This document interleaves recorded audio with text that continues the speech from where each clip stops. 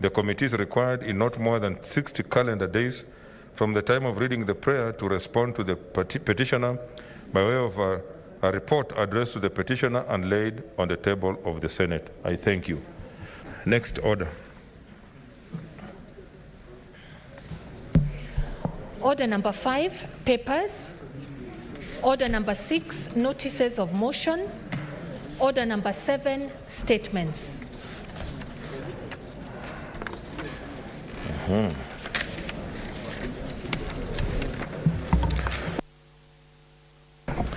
Senator Michael Mbito.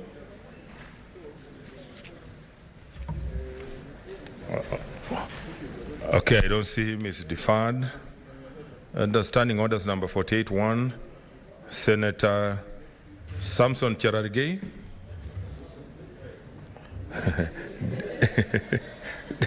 Deferred. Okay, Senator Samson Cherargei had another one. It's also deferred. Senator Beatrice Kwamboka. It's deferred. Senator Naomi Shionga. Deferred. Senator Naomi Shionga had another statement. It is also deferred.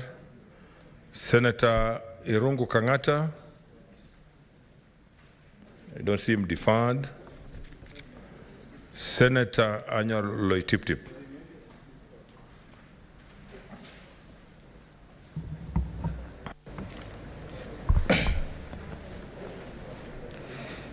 Again, thank you, Mr. Speaker, sir, for giving me this opportunity. I rise pursuant to Standing Order 48-1 to seek a statement from the Standing Committee on Agriculture, Livestock and Fisheries regarding the Climate Smart Agriculture Project in Lamu County. In the statement, the committee should 1. State how much the World Bank has released to the county government of Lamu towards the Climate Smart Agriculture Project in the county. Secondly, provide a list of approved programs and evidence of public participation on the projects agreed upon. Thirdly, indicate the progress of implementation of the identified projects and cost incurred so far. Fourthly, explain the mode of identification of beneficiaries, service providers, and project managers. And lastly, spell out measures put in place to ensure funds allocated to the project are not embezzled by corrupt persons. Thank you, Mr. Speaker. Senator Sakaja. Thank you, Mr. Speaker. Mr. Speaker, not even commenting on this statement, but just to make a request. Mr. Speaker, will it be in order to request that you've seen that you've read out a number of statements, 6, and those senators are not available. Mr. Speaker, there's a whole list, a long list of statements by other senators, and I know all of them can't be scheduled. Mr. Speaker, is it in order to request that, on top of just deferring, because you can see many members are here on time, but they're told that their statements will come later, that you don't just defer the statement, but also put them at the end of the queue, so that those who are available, you know, because these ones again will be listed next week as the first statements, and on Tuesday, on Wednesday as the first statements. Some of these have been here for a while. So I request, Mr. Speaker, that not only do you defer, but they go to the end of the queue, so that those who are available can also issue their statements. Mr. Speaker, that is my kind request. Thank you. Senator Nderitu, I will make a ruling on that. Thank you, Speaker, for giving me this opportunity. This statement by Senator Nwari is very important, Mr. Speaker, because in our county, we normally get money coming from different quarters, and like this one of climate smart agriculture should be accounted properly, Mr. Speaker, because many times when money comes to our counties, nobody seems to care how much has been brought, how it's spent, who are beneficiaries, and especially, Mr. Speaker, for this one that's going to Lamu, it should be very clear that the people who are beneficiaries of these funds must be the people who are responsible. They are people with farms in the first place so that they can do farming. You will find, Mr. Speaker, in many counties, money go to the county for a certain project, even if it's about water, and then even the people who benefit from the funds are not even the residents of that county, Mr. Speaker. So it is very important that when money goes to the county, it should be used properly, and the people who are supposed to benefit should benefit from this money. Thank you, Mr. Speaker. Senator Fatuma Dulo. Mr. Speaker, I just wanted to improve on a comment made by Senator Sakaja. I know sometimes back the Secretariat has been very good as far as orders in the order paper is concerned, because Secretariat, you used to call individual members or even send a message to alert members that your motion is coming today or your statement is coming today. So I would actually add that if Secretariat can help us in actually getting individual members to be available for their statement, if they are not available, it can be dropped, because there are so many statements that are pending actually before the House, and because of the number of statements we have, they have not been brought on board. So I think maybe Secretariat can help us in that manner so that the rest can be able to present their statements to the House. I thank you. Senator Mary Yane. Thank you, Mr. Speaker, for giving me a chance to add my voice on this statement from Senator Loitiptip of Lamu County. Mr. Speaker, there are quite a number of grants that we receive from international communities, from World Bank and several other sponsors to our counties. Mr. Speaker, but when you look at how they are spent in our counties, in the projects that are supposed to be supported by these grants, you rarely get the information on how much these monies were. At times, you also get projects that are done halfway. You also get projects that are not even being supervised, done at times very shortly. And so it is important that these grants that are given to our counties, we should see what kind of projects they are intended for, the list of these projects, how much they are allocated for, and also public participation. There are quite a number of markets that we hear in our counties that are being done by World Bank, but at times they have been left uncompleted for some time. So I think it is important that there is a framework of monitoring and evaluation of these projects and how much they are allocated and how these allocations are being implemented in our counties. So I want to congratulate Senator Loitiptip for having brought this statement, and I want to urge the committee that they really insist that there should be full implementations of these programs, and also a proper monitoring and evaluation system which you can easily follow up on what is being done using these grants in our counties. I thank you. Senator Abdullahi. Speaker, sir, these grants which go to the counties are mostly misused. In many cases, you see, sometimes they have a problem and the project stays for so long, because the county is supposed to bring a certain amount, but they don't usually do it. Then sometimes when they agree with the World Bank team to look at a project somewhere, something else is done there, it is changed. So what happens, like Wajir, I know it's not only this climate, the one of water, which has been there for the last 7-8 years. The one of the climate, the dams which are supposed to be done last year or 2 years ago have not been done, Mr. Speaker. So I think this committee should look into this issue seriously so that we know what really happens in these areas, because county, some of the staff are being transferred, on, off, and nothing really works in some of these areas, and this is a waste of resources. Thank you, sir. Okay, I don't see any more interest. Let's get a statement from the leader of majority.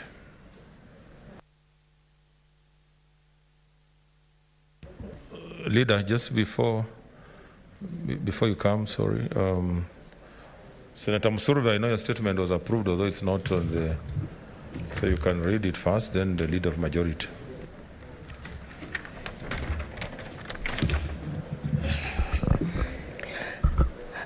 Thank you, Honorable Speaker, for giving me this opportunity to make a statement of general topic concern on celebration of International Women's Day. Mr. Speaker, sir, I rise pursuant to Standing Order number 47-1 to make a statement of general topical concern on the annual International Women's Day, IWD, celebrated on 8th March every year. International Women's Day is a global day celebrating the social, economic, cultural, and political achievements of women. The day also marks a call to action for accelerating women's equality. IWD has occurred for over a century, with the first IWD gathering in 1911, supported by over 1 million people. Today, IWD belongs to all groups collectively and everywhere. IWD is not country, group, or organization specific. Mr. Speaker, sir, although Africa has been slow in embracing women leaders in politics, there is an exclusive group of female presidents who have laid the foundation for future female leadership in Africa. I take this opportunity to celebrate this group of women. Just to mention some of them: Ellen Johnson Sirleaf, the Liberian politician who served as the president of Liberia from 2006 to 2018. She was the first elected female head of state in Africa. Next, there is Joyce Banda, who was president of Malawi from 7th April 2012 to 31st May 2014, becoming only the second female to be elected president in Africa. She founded the People's Party in 2011 and had previously served as the country's first female vice president between 2009 and 2012. Sahle-Work Zewde of Ethiopia is among 54 presidents in Africa. Sylvie Kinig served as Prime Minister of Burundi from 10th February 1993 to 7th October 1994. During this period, she also served as the acting president of the country from 27th October 1993 to 5th February 1994 after Burundi President Dadaye was shot and killed. Following Dadaye's death, Kiningi continued to govern the country as acting president for 3 months. Ivy Masepe Kasaburi of South Africa served temporarily as acting president of South Africa for 4 days in September 2005, when President Thabo Mbeki and his vice president were out of the country.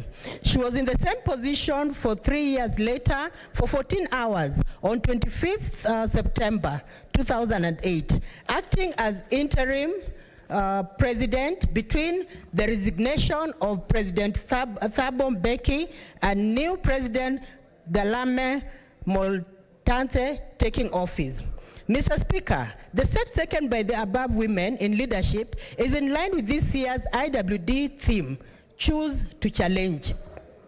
In the Kenyan scenario, the likes of Professor Wangari Maathai, Professor Phoebe Asio, Governor Charity Ngilu, and Mary Atieno, the visually impaired gospel singer, among other women, have proved that one can choose to challenge.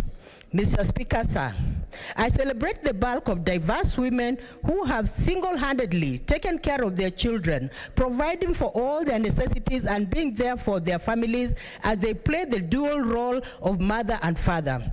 Some of these women are single, not always out of choice. Some are widowed, separated, abandoned, and so on. Some of these women, through their many struggles, have managed to raise the great leaders we have in the world today. Mr. Speaker, it ought to go on record that currently many women who are also mothers and wives have opted to go the extra mile of going back to college to enhance their education despite their tight schedules as wives and mothers. We need to commend the efforts of such women as they have chosen to challenge. These women deserve to be given an opportunity to prosper and mentor their significant others. Honorable Speaker, women have a major role to play in development. They play a catalytic role towards achievement of transformational, economic, environmental, and social changes required for sustainable development. Women empowerment not only benefits their families, but also the society and the country's overall economic productivity. Honorable Speaker, although most women lack legal ownership of land, they have a major role to play in rural development, food production, and poverty eradication. It is important to acknowledge that empowerment of women is a necessity for the very development of a society, since it enhances the quality and quantity of human resources available for development. Women empowerment and achieving gender equality is essential for our society to ensure sustainable development of our country.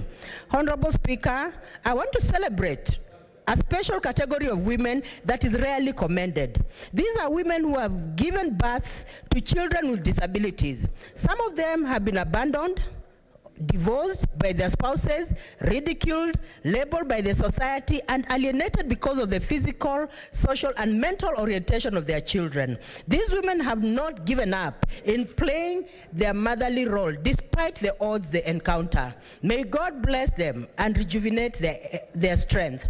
Honorable Speaker, as I conclude, I want to wish everyone a happy International Women's Day and urge every one of us to deliberately endeavor to make a socioeconomic impact in the lives of the women we interact with. In line with this year's theme, I dare say that a challenged world is an alert world, and from challenge comes change. So let us all choose to challenge. I thank you, Honorable Speaker, for the opportunity. Leader of Majority.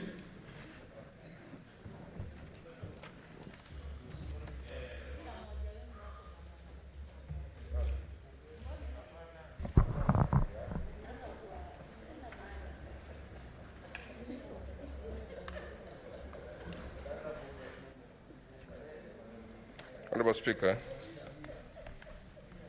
pursuant to Standing Order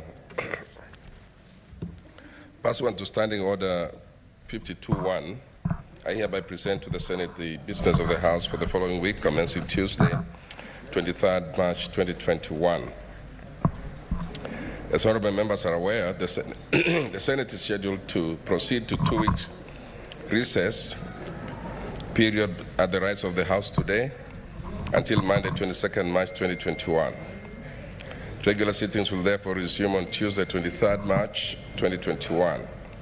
On that day, Mr. Speaker, the Senate Business Committee will meet to schedule the business of the Senate. The Senate will consider bills at the first reading, second reading, and at the committee of the whole stages, respectively. The Senate will also continue with consideration of business that will not be concluded in today's order paper, including motions, petitions, and statements. On Wednesday, 24th March 2021, the Senate will continue with business that will not be concluded on Tuesday, 23rd March 2021, and any other business scheduled for the Senate Business Committee, by the Senate Business Committee. While on Thursday, 25th March 2021, the Senate will continue with business that will not be concluded on Wednesday, 24th March 2021, and any other business. Mr. Speaker, sir, with respect to bills, I had reported last week that the Senate was in the process of republishing bills in line with judgment of the High Court in Constitutional Petition number 284 of 2019.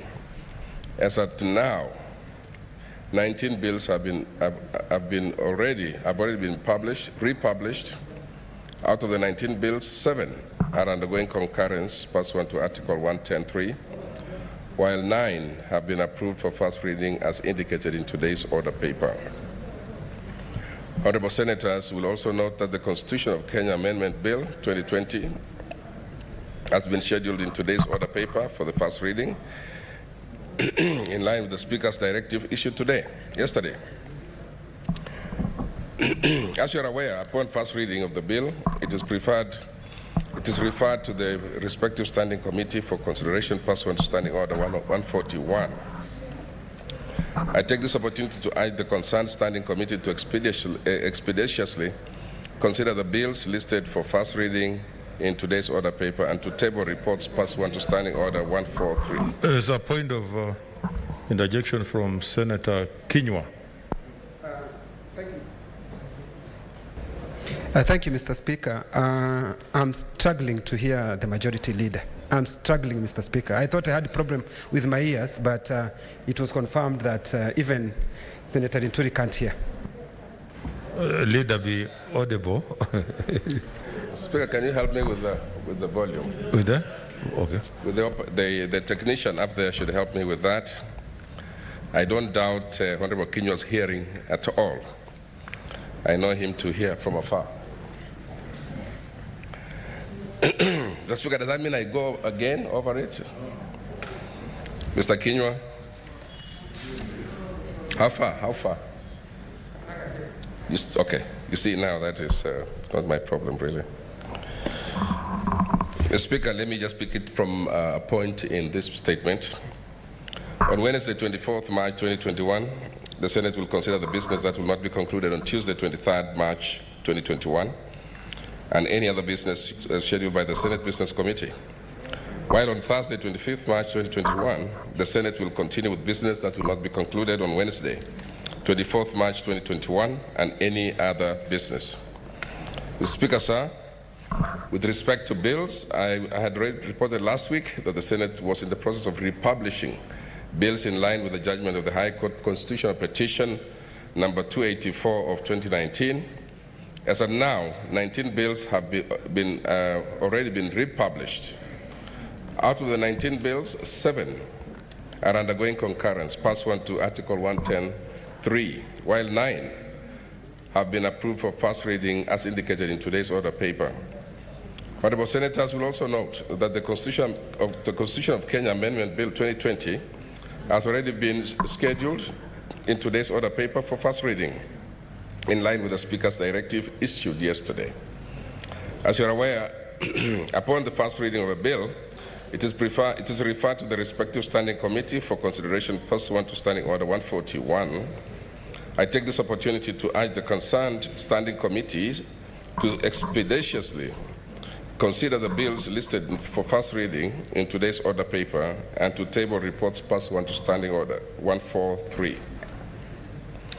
Mr. Speaker, sir, I take this opportunity to applaud committees for their efforts in processing filed statements and petitions referred to them. However, there still remains a high number of petitions pending conclusion in the Senate.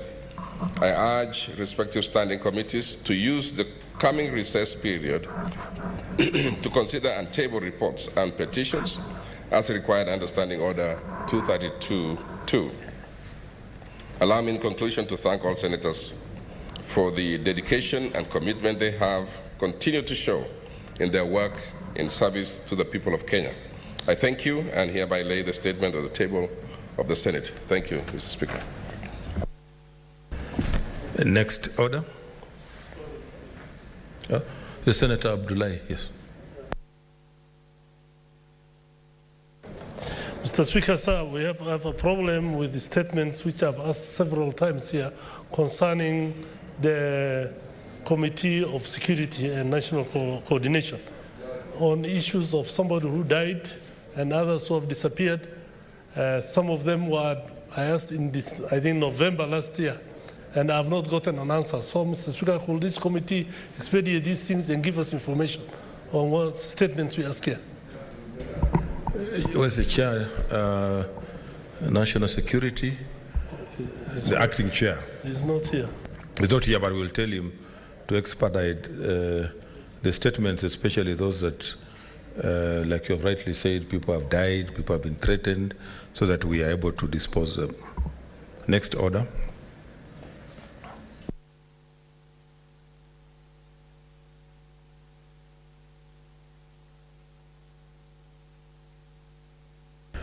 Honorable Senators, after consultations with our legal Committee on Legal Affairs and that of the National Assembly, I wish to defer order number 8.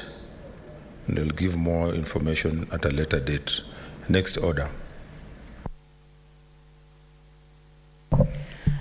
Order number 9, the Mental Health Amendment Bill, Senate Bills number 28 of 2020, first reading. A bill for an act of parliament to amend the Mental Health Act and for connected purposes. Next order. Order number 10, the Persons with Disabilities Amendment Bill, Senate Bills number 29 of 2020, first reading. A bill for an act of parliament to amend the Persons with Disabilities Act to provide for the functions of the national government and the county governments and for connected purposes. Next order. Order number 11, the Wildlife Conservation and Management Amendment Bill, Senate Bills number 30 of 2020, first reading. A bill for an act of parliament to amend the Wildlife Conservation and Management Act and for connected purposes. Next bill. Next order, sorry. Order number 12, the Salaries and Remuneration Commission Amendment Bill, Senate Bills number 31 of 2020. A bill for an act of parliament to amend the Salaries and Remuneration Commission Act and for connected purposes. Next order.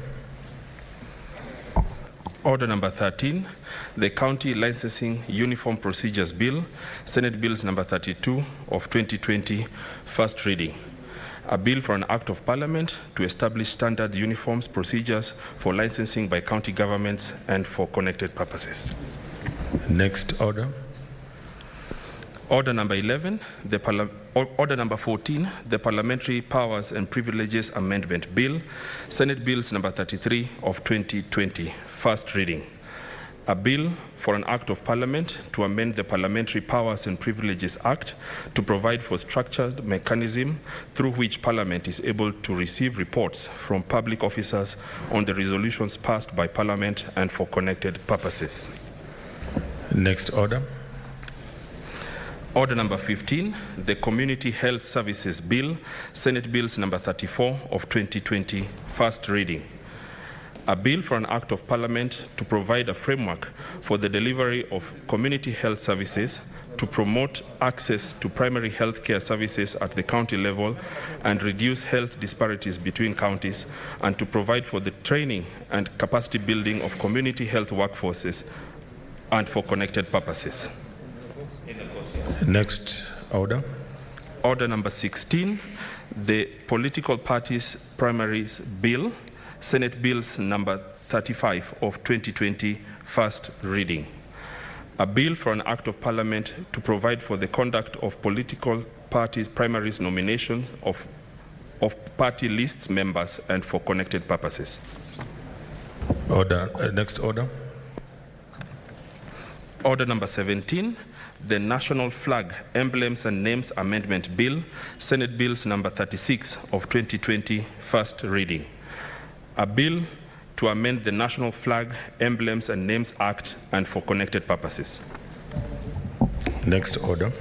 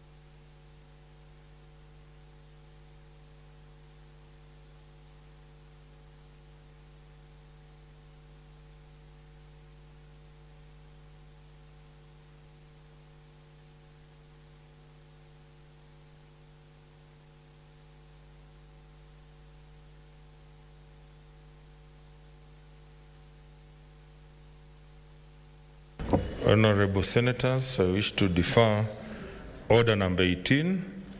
Go to the next order. Order number 19, Committee of the Whole, the Mung Beans Bill, Senate Bills number 9 of 2020.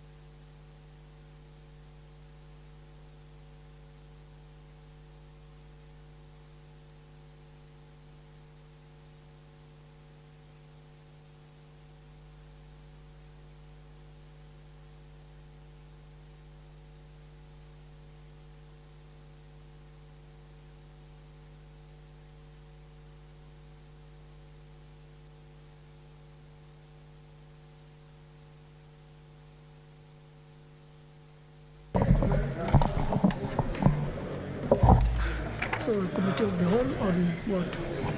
On the Mung Bill. Honorable Senators, order Senators, we are going to proceed with the Committee of the Whole for the Mung Bill, Senate Bill number 9 of 2020. Clause 3. I propose that the question that clause 3 be part of the bill. I put the question that clause 3 be part of the bill, division at the end. Clause 4. I propose the question that clause 4 be part of the bill. Mover, the chairperson, Standing Committee on Agriculture, Livestock and Fisheries. I'm told Senator Naomi you're standing in for the chairperson.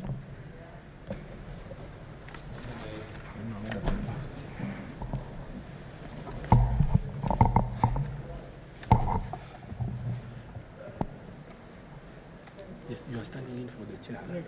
Okay, so under clause How are you? 4, Fine.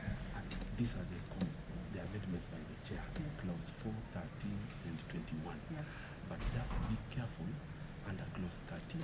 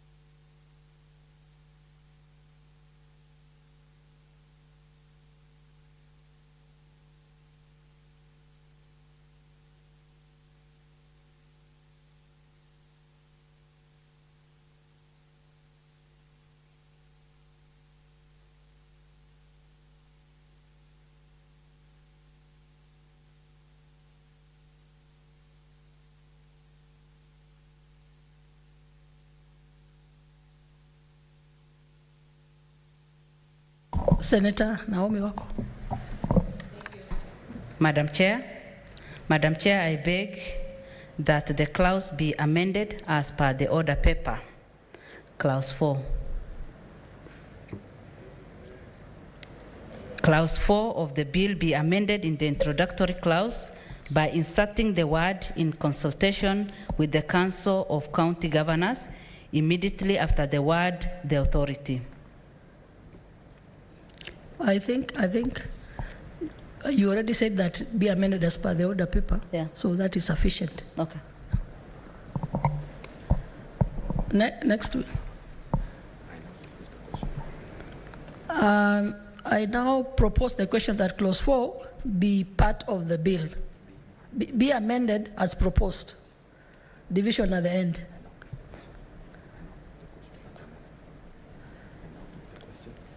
Clause 4, I propose the question that clause 4 be amended as proposed. I put the question that clause 4 be amended as proposed, division at the end. Clause 5. I propose the question that clause 5 be part of the bill. Mover to move amendment, Senator Wambua.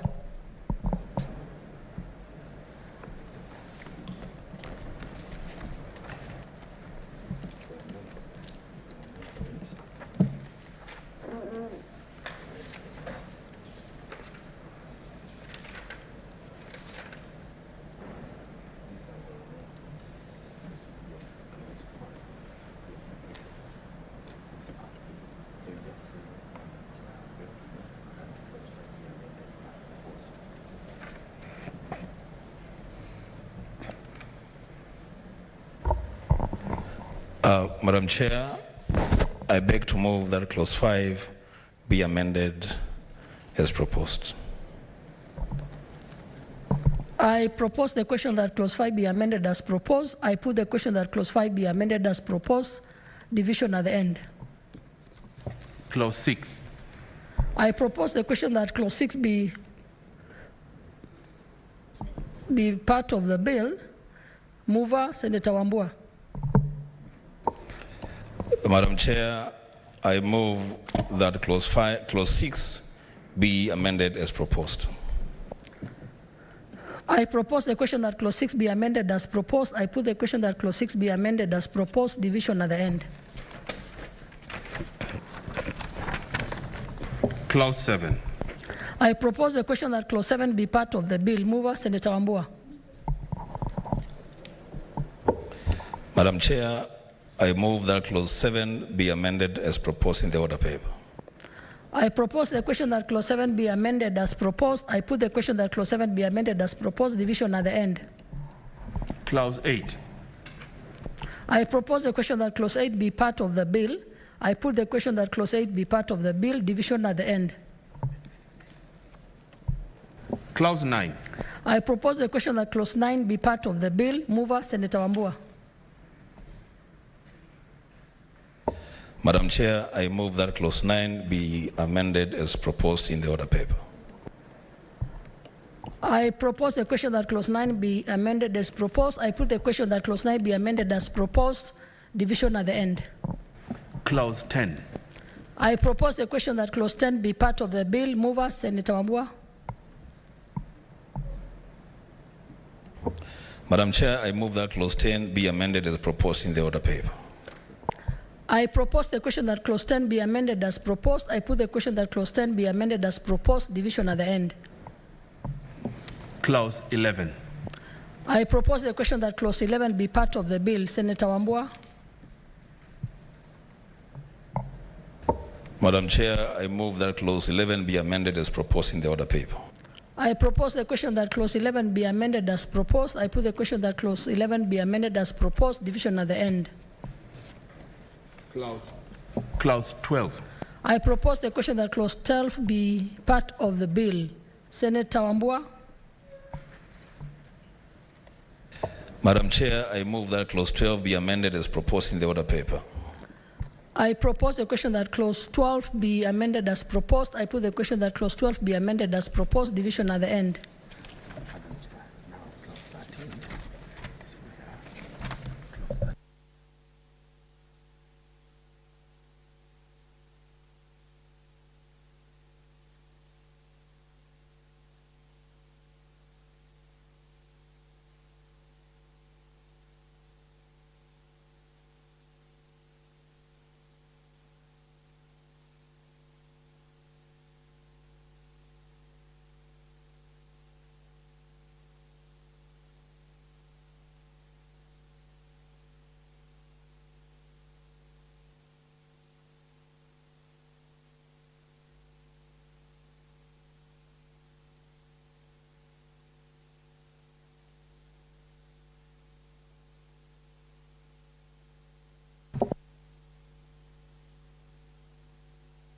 Clause 13.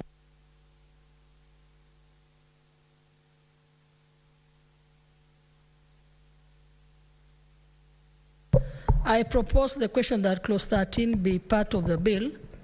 I am told that there is an amendment by the mover, Senator Wambua, and there is also a similar amendment by the chair, represented by Senator Naomi Waku. So we have two amendments on the same. Senator Naomi.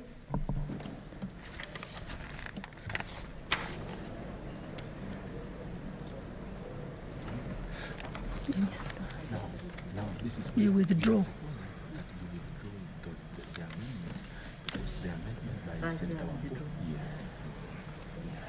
In favor of the amendment by Senator Wambua.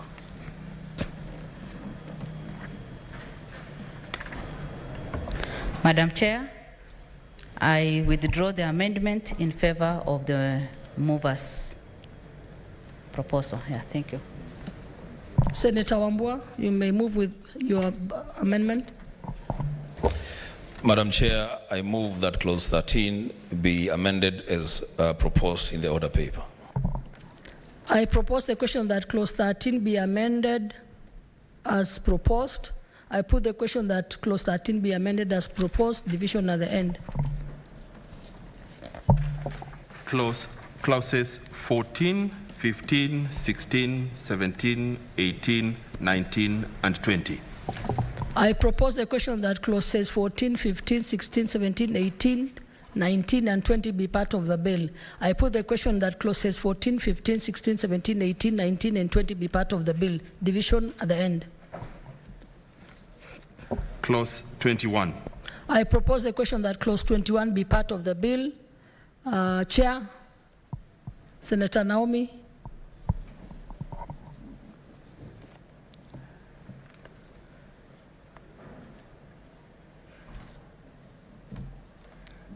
Clauses 21.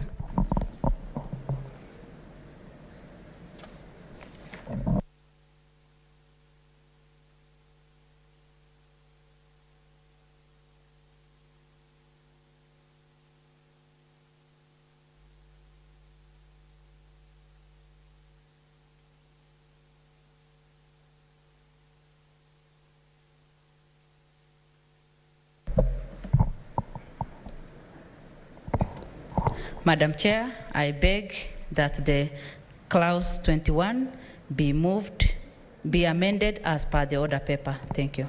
I propose the question that clause 21 be amended as proposed. I put the question that clause 21 be amended as proposed, division at the end. New clause 9A. Senator Wambua.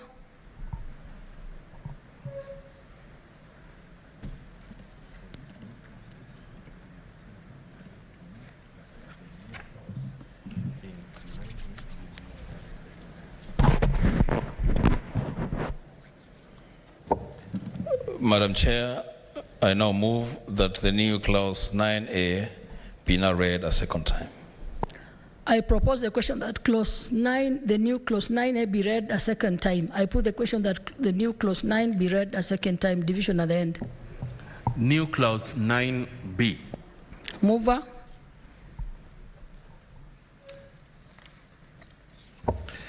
Madam Chair, I move that the new clause 9B now be read a second time.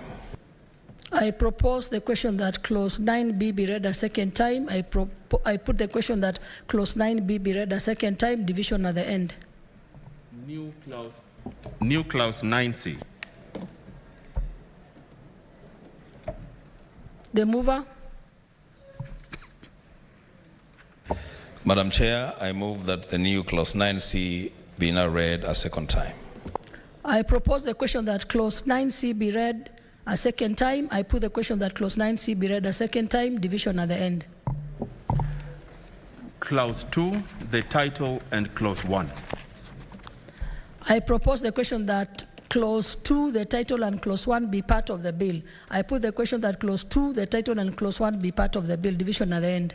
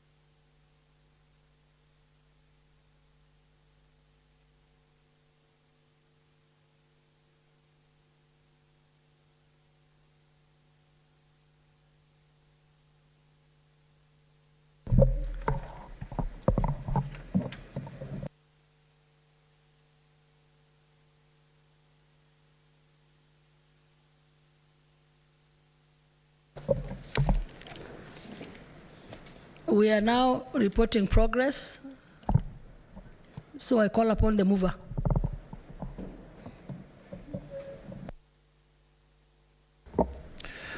Honorable Chairperson, pursuant to Standing Order 148, I beg to move that the Committee of the Whole do report to the House its consideration of the Mung Bill, Senate Bills number 9 of 2020, and seek leave to sit again tomorrow.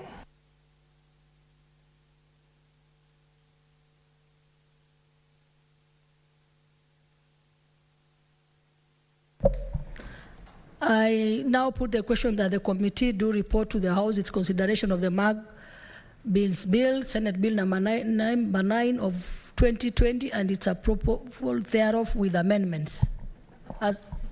With amendments or without amendments? Sorry. I will put the question, which is that the Committee of the Whole do report to the House its consideration of the Mung Bill, Senate Bill number 9 of 2020, and seek leave to sit again tomorrow. As many as of that opinion say aye. As many of the contrary opinion say nay. The ayes have it.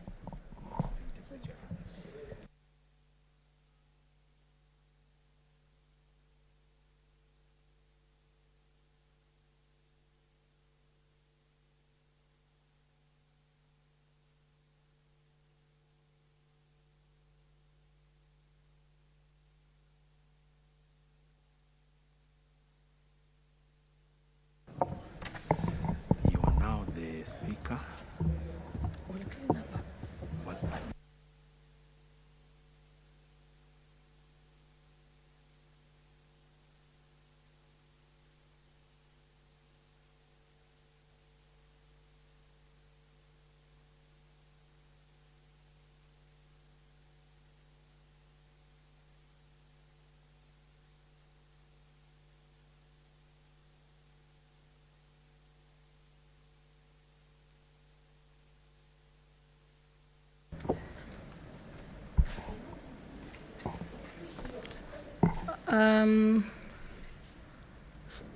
The mover, Senator Naomi wako.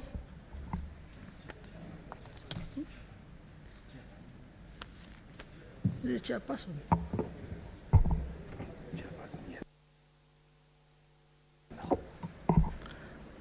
Sorry, chairperson.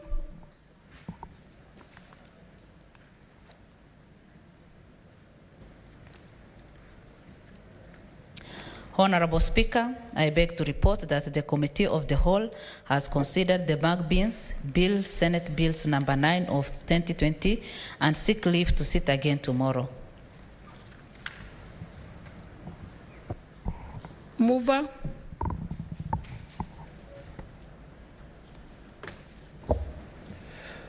Honorable Speaker, I beg to move that the House do agree with the committee on the said report. Seconder.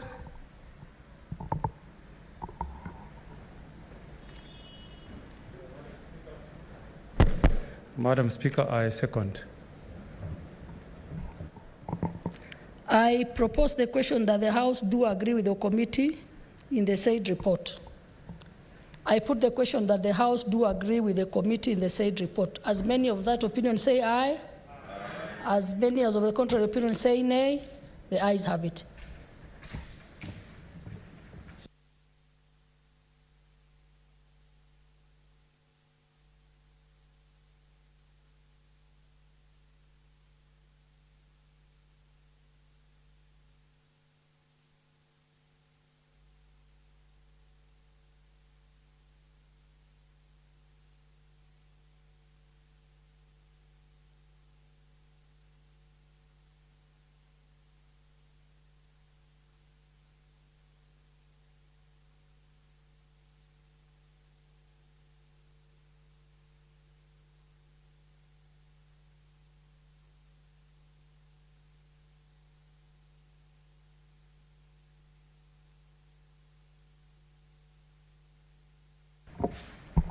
Next order.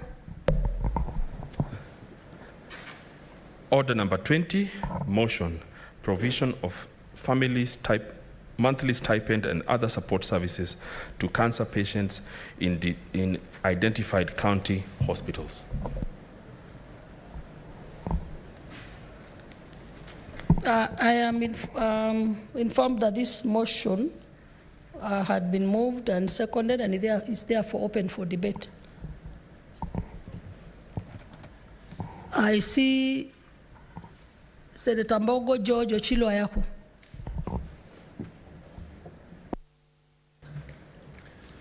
Thank you, Madam Speaker, for the opportunity to support this motion.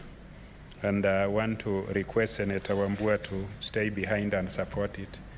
There are very many people suffering from cancer in all counties, and particularly Kitui and Migori. So when we support this motion, we support our people, Madam Speaker. Cancer, if you talk to the directly affected persons, if you talk to their families, their relatives and friends, the suffering, the agony, the cost is unbearable. When you are diagnosed with cancer, you suffer mental anguish, you suffer financial anxiety, you suffer isolation, and you suffer dejection. Life is about ambition, it's about hope, it's about positive attitude. Talking about cancer, talking about people who are suffering of cancer may be easy because it's not us directly. It may be easy because you do not feel the pain directly. It may be easy because you are not bearing the cost directly. But it's very difficult for somebody somewhere in Migori, in Nyatike County, where there is no cancer center, at a place we called Makalda. We had a COVID isolation center in Makalda. I say we had because it was a pretext. What we had there were tents with beds, but there were no personnel. They were on strike most of the time. There were no equipment to find out if you had COVID or not. We have a place called Kihancha, where we have the Kuria West Sub-County Referral Hospital. We also have another place called Kigonga, where there is another place called Ntimaru, where there is another pretending to be so. When we look at these public facilities for treatment of normal ailments, the day-to-day sicknesses that visit us, malaria, dysentery, and other low-level and less life-threatening ailments, there are no personnel, there are no equipment, and there is no medicine to support those diseases. When you come to a place in Awendo, where I was born and I grew up, Rongo, where I represented in Parliament those many years, and Uriri, Suna East and Suna West, we have nothing in Migori County. So when we talk about cancer and you are in Migori County, Madam Speaker, you are talking of a part of Kenya that is abandoned.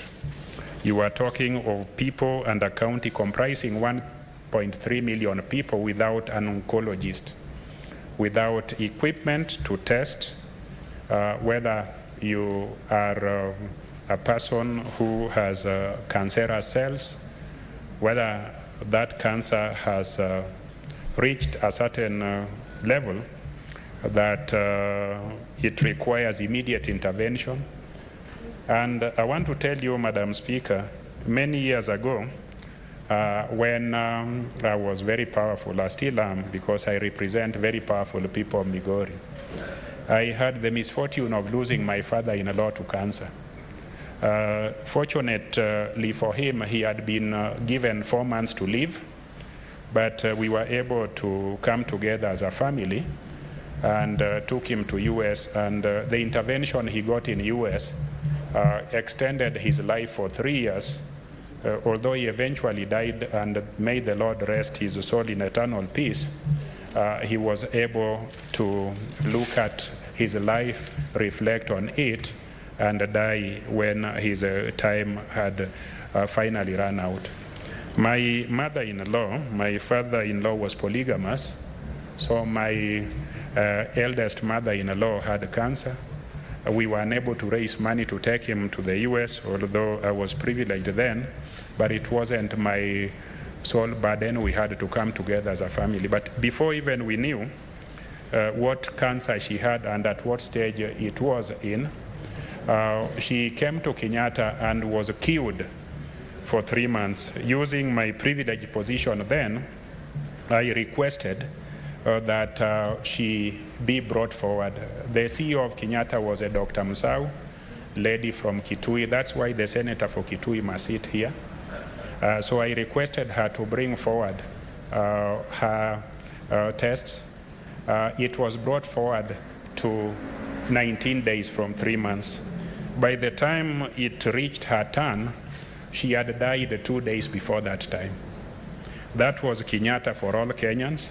We didn't have any equipment in Migori.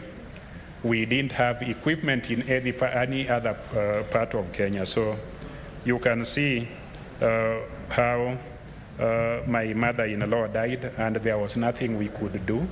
My father-in-law had died previously. What we did was able to extend his life a little.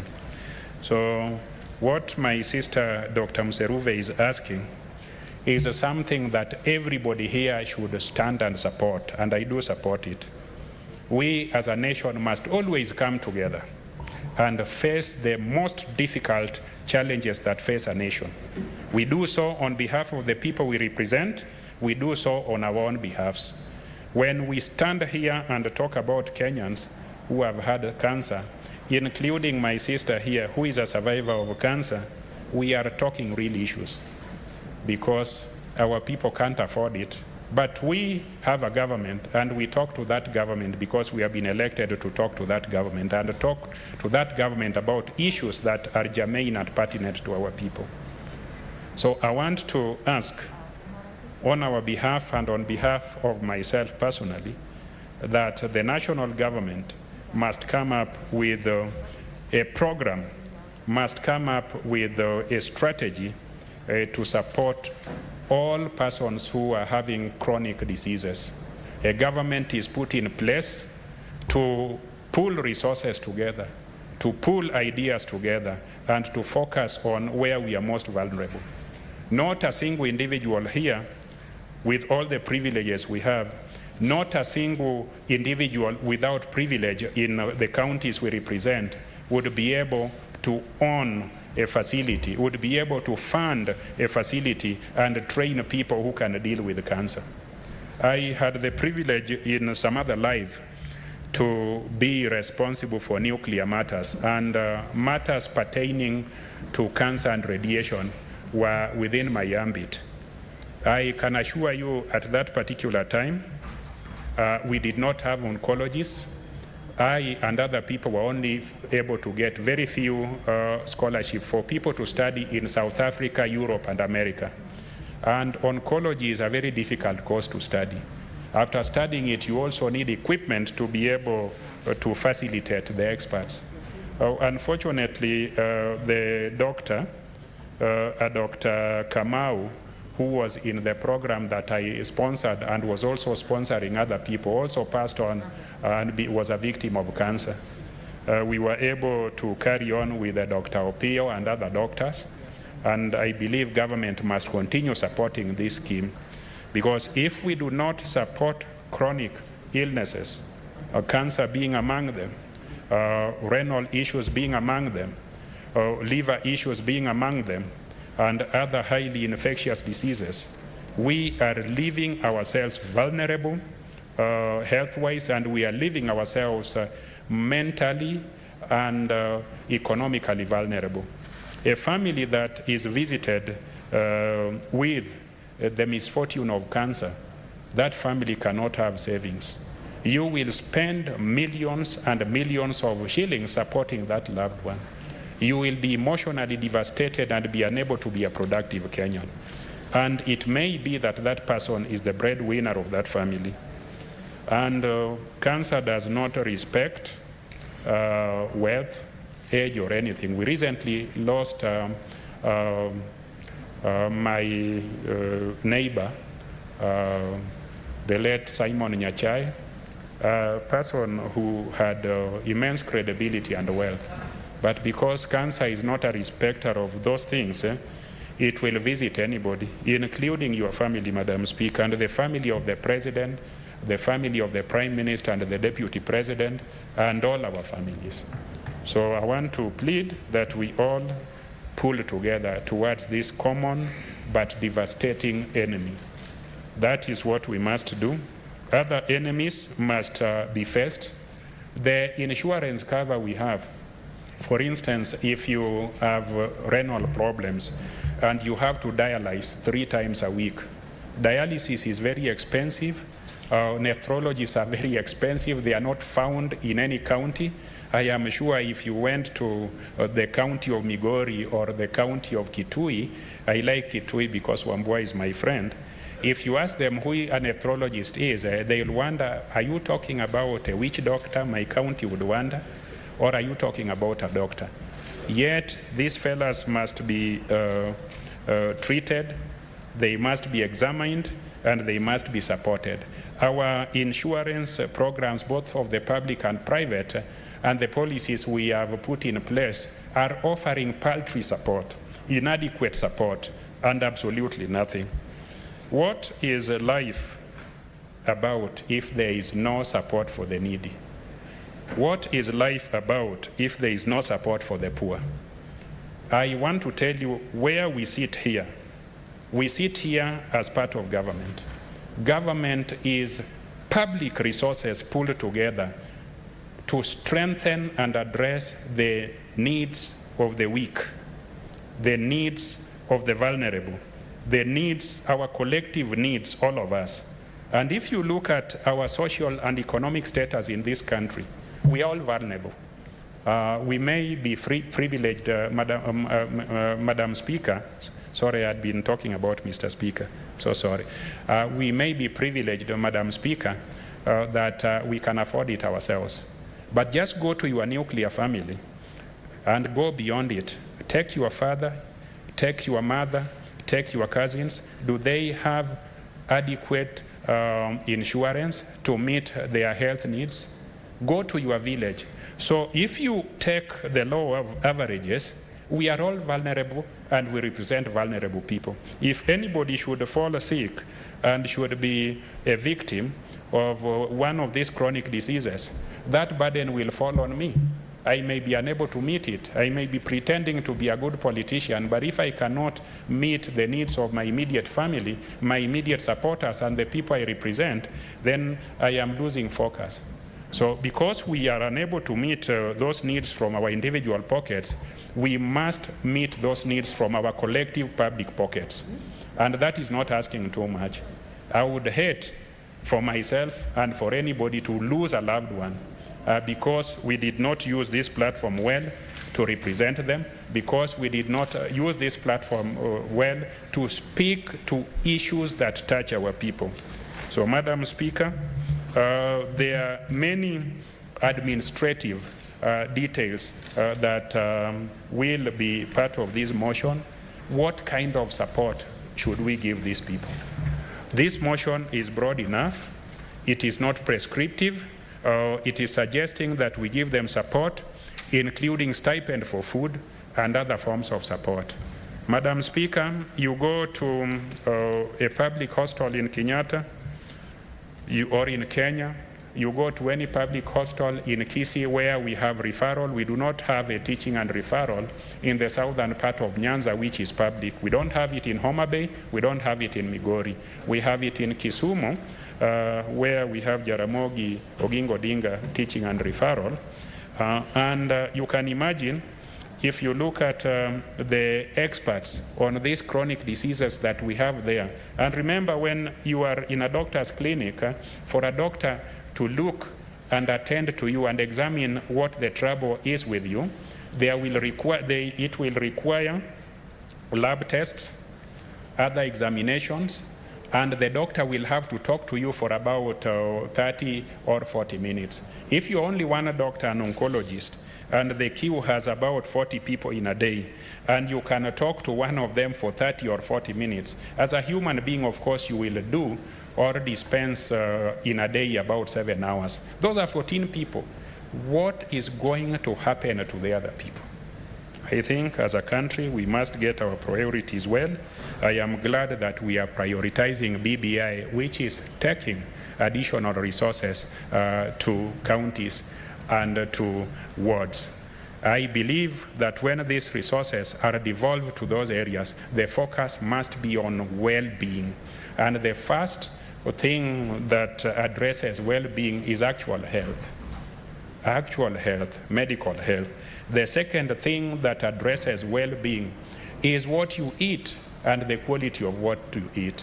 The third one is, of course, your economic and social status, which must all be put together. But overall, all of these things are called well-being, and this medical health is what enables you to be a robust, a productive person who is able to generate both income and taxes for the national government and county government. So it is important that these resources that we hope will be devolved, additional resources by the passage of BBI, will prioritize health in our counties, will prioritize addressing where we are most vulnerable and most miserable because of the adversities of these chronic diseases.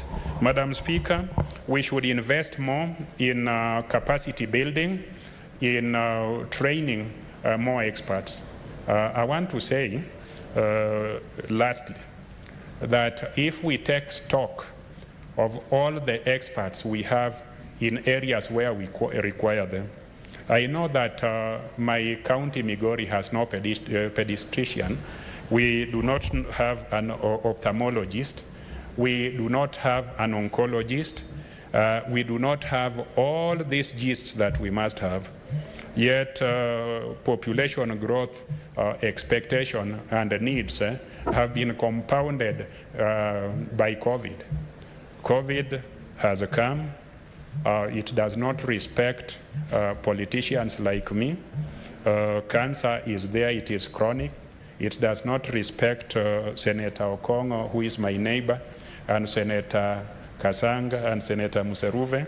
So we must take care of ourselves is when God will know that that is our prayer. If you want to know how God understands that that is your prayer, don't just open your mouth and blab and tell God that you really need a car or a good house. God must see you at work looking for that money. God must see you at work looking for that expert to design your house. God must see you at heart implementing your prayer. So if it is our prayer that we need to deal with the cancer and God should intervene, it must be seen from our action that we are doing something ourselves, so that God becomes the catalyst, God becomes the turbocharger to make true our dreams, because our dreams are seen in our actions, not in our hallucinations.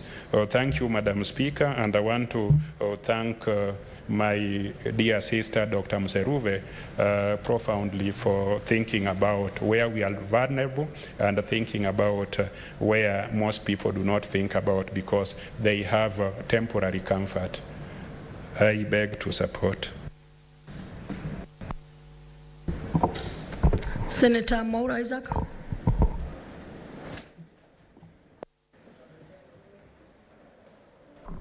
Thank you very much, Madam Speaker. Sorry, I beg your pardon, Madam Speaker.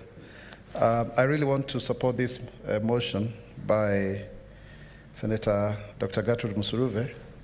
It's a very timely motion because it seeks to ensure that government is made accountable with regards to oncological interventions for cancer patients. And Madam Speaker, well, really, we are actually facing a crisis of insurmountable proportion because of the manner in which cancer has invaded each and every crack and cranny of our society, primarily because of our lifestyles. And of course, human beings have become very innovative, and there is no proper studies that show to what extent are these products and the environment affecting us.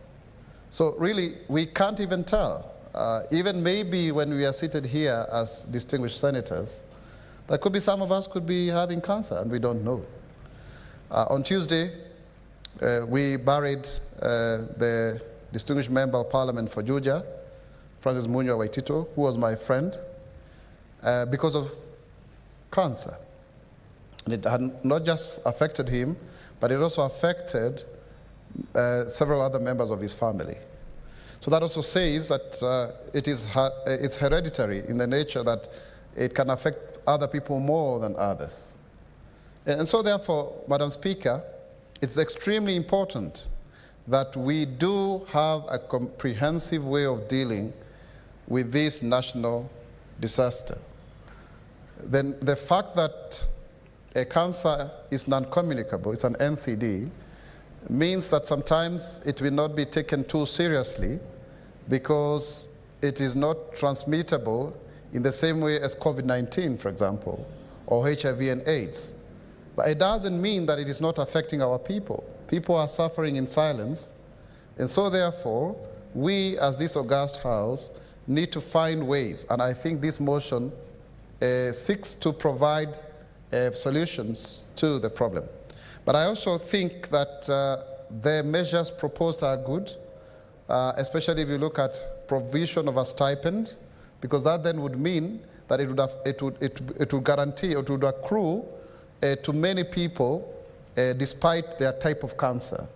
But I think further it goes ahead, the motion goes ahead and discusses maybe specificities of breast cancer and those who lose their limbs, for example, and that's okay. However, cancer is so widespread. There is cancer of the colon, and you can keep on mentioning. Myself, Isaac Mwaura, I've had to help treatment of many people with albinism who have had to die because of skin cancer, actually. It is the #1 killer of persons who are like myself. And if you look at some of the images, they are horrendous. You'd find someone whose whole face is eaten up and there's a huge hole, a very huge hole there. Like a lady by the name Joan Auma, a 28-year-old lady, a young mother from Jera in Siaya, who we buried, last year, because by the time we came to find her, it was way too late with regards to, her treatment. Or another gentleman by the name Ishmael Shikanga, from, the border of Kenya and Uganda, who we just, discharged from Kenyatta National Hospital, and the bill, to treat him, it was nearly 500,000 shillings. Someone who does manual work, who doesn't have anything to eat, and thank God that I have been able, in my 8 years of being a parliamentarian, I've been able to institute a program by government that pays for them up to 300,000 or $3,000 US. That's what we say. So then someone like Ishmael Shikanga, even if it went over and above, at least he was able to be assisted by government.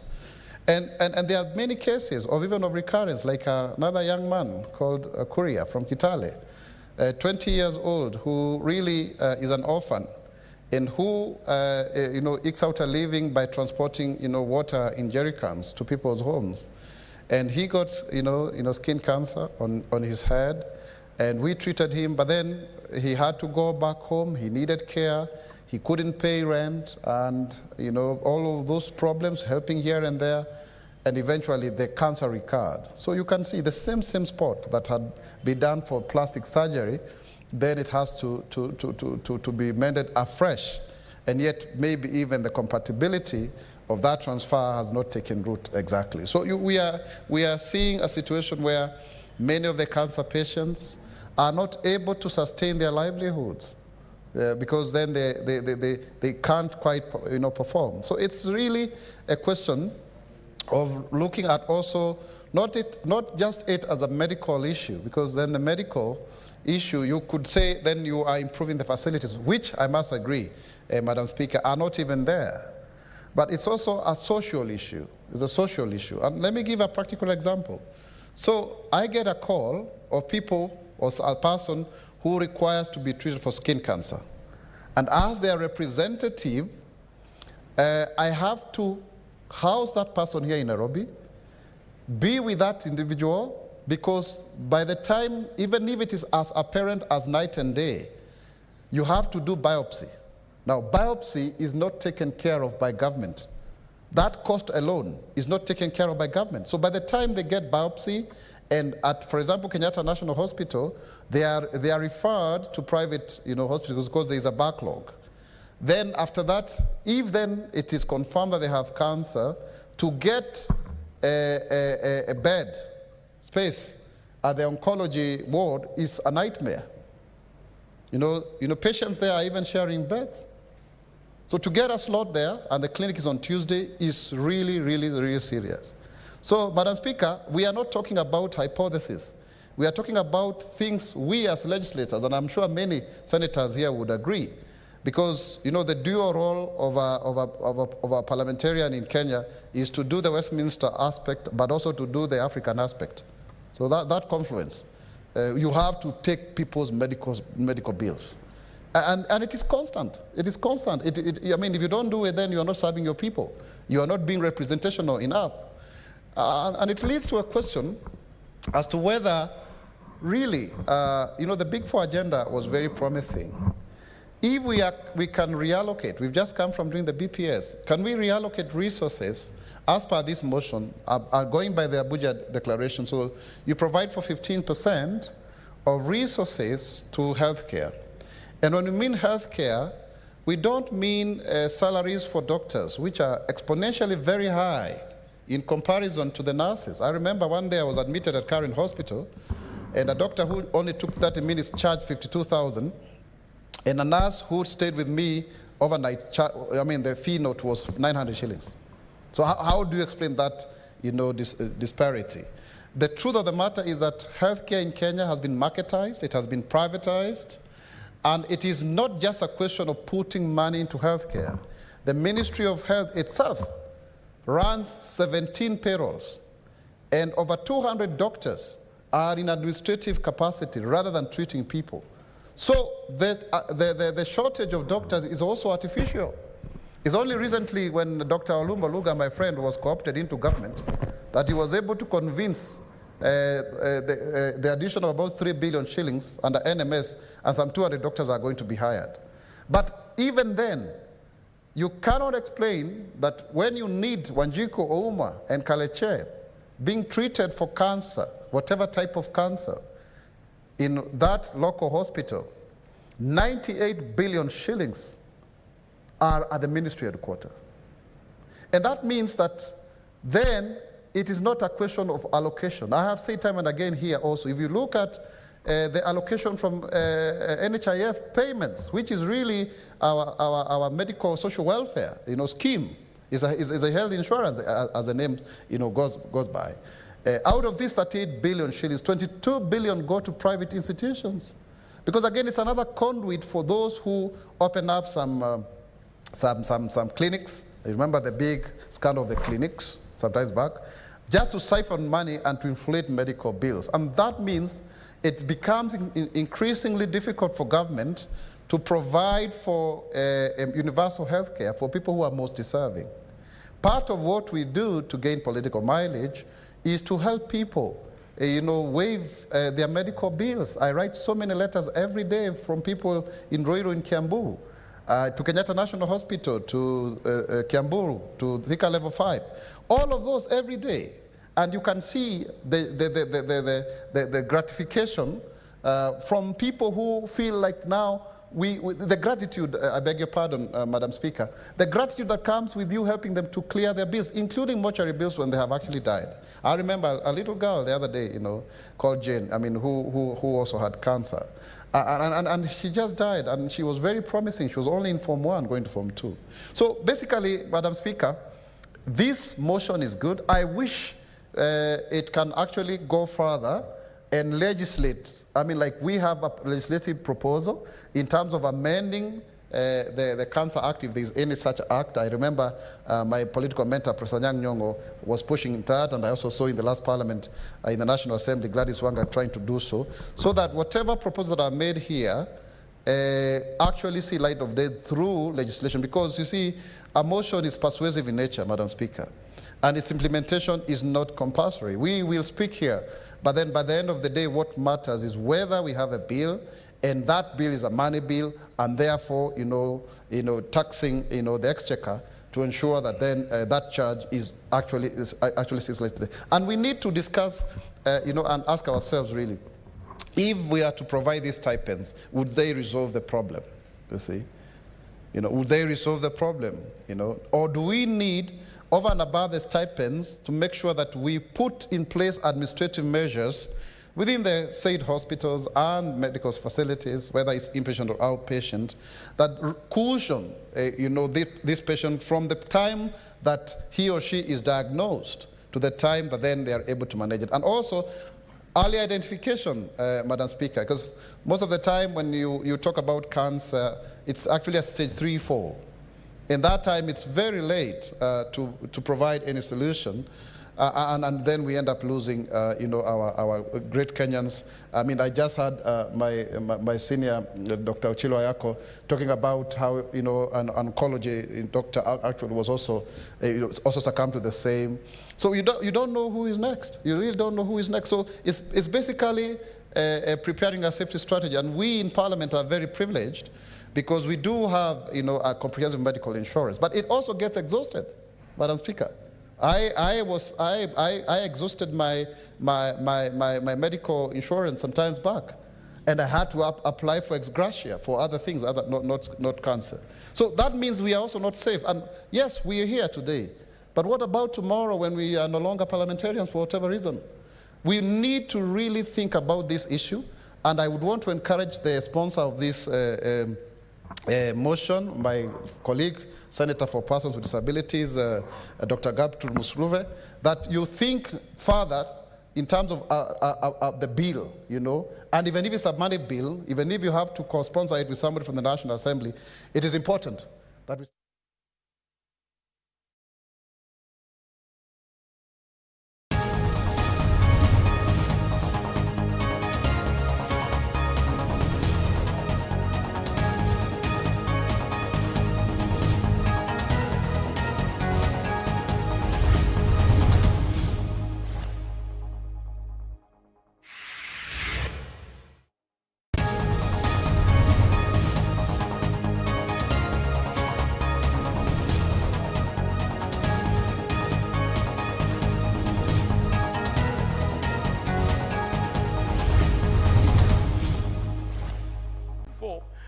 was submitted to Parliament and tabled on the floor of the House on the 11th of February 2021. That is pursuant to Standing Order 232, 5 and 6.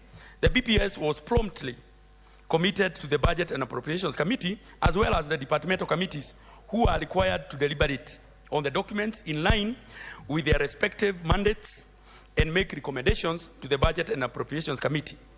On the other hand, the medium-term debt management strategy paper was committed to the Budget and Appropriations Committee, where it was examined and discussed. The committee, Mr. Speaker, held stakeholders consultation with the National Treasury, Central Bank of Kenya, the Commission on Revenue Allocation, also to discuss critical aspects of the BPS in the context of the state of the economy. Further discussions were held with the Ministry of Health, Agriculture, Livestock and Cooperatives, Industry, Trade and Enterprise Development to review the status of the Big Four projects. The committee also held meetings with the PSC, the Office of the Auditor General, to review their budgetary needs for the coming financial year. On the same note, Mr. Speaker, we also did a meeting with the liaison committee that composed, of course, of the Deputy Speaker and all the chairs, Mr. Speaker. Thereafter, the Budget and Appropriations Committee held very fruitful deliberations with the departmental committees and received their recommendations on the Budget Policy Statement 2021.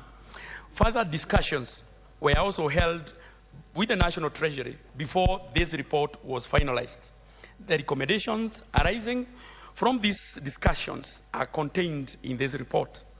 Once as approved, Mr. Speaker, by this House, the BPS recommendations will form the basis for the finalization of the 2021-2022 budget pursuant to Section 25(8) of the PFM Act and PFM Regulations 27, and of course the standing orders, our own standing orders 23210. On the other hand, the medium-term debt management strategy is expected to inform the country's borrowing plan over the medium term.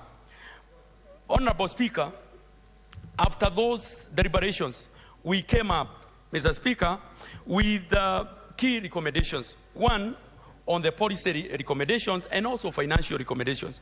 And Mr. Speaker, from the order paper, we have clearly enumerated the recommendations that we came up with. But just to highlight, Honorable Speaker, some of the key recommendations the committee recommended. The committee recommended, Mr. Speaker, that one, that the National Treasury to develop a policy to enable the reduction of unproductive and non-target tax waivers and tax breaks in order to protect revenue. This should be submitted to Parliament alongside the financial year 2021-2022 budget estimates by 30th April 2020. Honorable Speaker, we need to get revenue, and the revenue is gotten from taxes. But you have seen in the past whereby there are some tax waivers, exemptions, which are completely needless. That is what we want to check, Mr. Speaker. Secondly, Mr. Speaker, the National Treasury should also review compendium of the government projects and consider deferment of new projects by one financial year while ensuring adequate counterpart funding and provision of funds for stalled projects before finalization of budget estimates for the financial year 2021-2022. Mr. Speaker, starting with our own house, Mr. Speaker, we are paying over 400 million shillings on rent to KICC. We are also paying about another 60 million to other private offices for members of parliament. And we are doing that, Mr. Speaker, basically because the office block that is supposed to be occupied by members of parliament is not complete. But, Mr. Speaker, the committee, my committee, has committed to provide enough resources to make sure that by October, the new block, the office block, for the members of parliament, we will be complete and ready for occupation. We want to lead by example, Mr. Speaker. By September of this year, Mr. Speaker, we want to lead by example. The government, each and every year, spends billions of shillings in rent, renting private offices. That is something that we also want to clearly say that there are so many stalled projects, Mr. Speaker. We first of all want to complete those stalled projects. Mr. Speaker, the third one is that during the finalization of the budget estimates for the financial year 2021, the National Treasury should take into account the pending bills and ensure that these are adequately provided for within the approved expenditure. CDF also falls under this. And we have actually said, we have all the time said that the first charge should always be pending bills. Unfortunately, Mr. Speaker, this one has not been happening. And we have over years, the government has accumulated billions of shillings in terms of pending bills. There are so many people, Mr. Speaker, who are suffering out there. They provided services, they provided goods to government, both in the national government and also in the county government. But now they are being auctioned. And their only sin was to provide services and goods to government and government agencies. So we want to tell them that the first charge at all times should be pending bills. And moving forward, we will be very, very strict, Mr. Speaker, on that. Mr. Speaker, we also took time because an issue yesterday was raised on the floor of the House that the Treasury has not released funds to the NGCDF board. And we were told, Mr. Speaker, that 26 billion shillings has been released to the National Government CDF board. The issue is whether that fund is for the current year or for the arrears.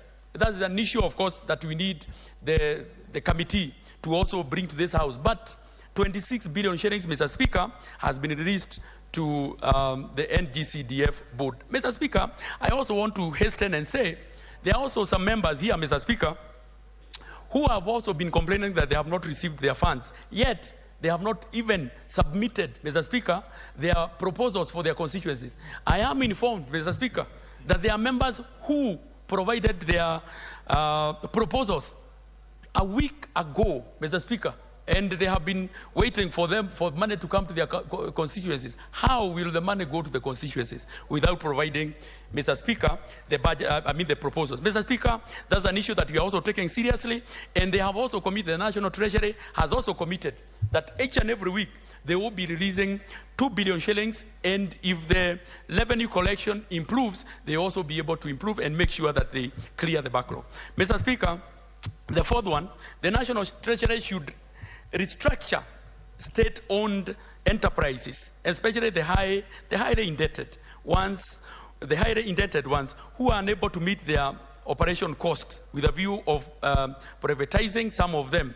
Honorable Speaker, this House passed the Privatization Commission, I think Act or something. We have a board, and I think, Mr. Speaker, that board is asleep because we need to privatize most of these parastatals, which of course are milking the government every other day, but they are not economically viable. Mr. Speaker, the government has no business doing business, Mr. Speaker, and that should be put very, very clearly that moving forward, some of the agencies that are not making profit each and every year will not be funded from the exchequer.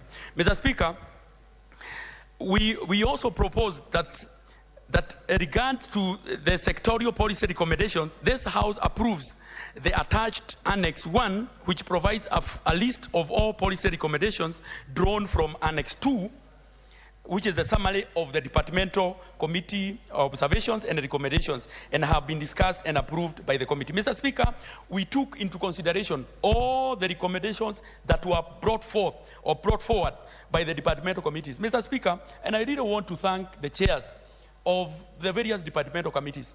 Mr. Speaker, the last committee that came before us presented to us on Friday. No, it's not now Friday. It was actually Friday at past midnight. So we went up to 2 a.m. So I want also to thank the various departmental chairs for their commitment, together also with the members. Honorable Speaker, we are also having other recommendations underpinning the fiscal framework.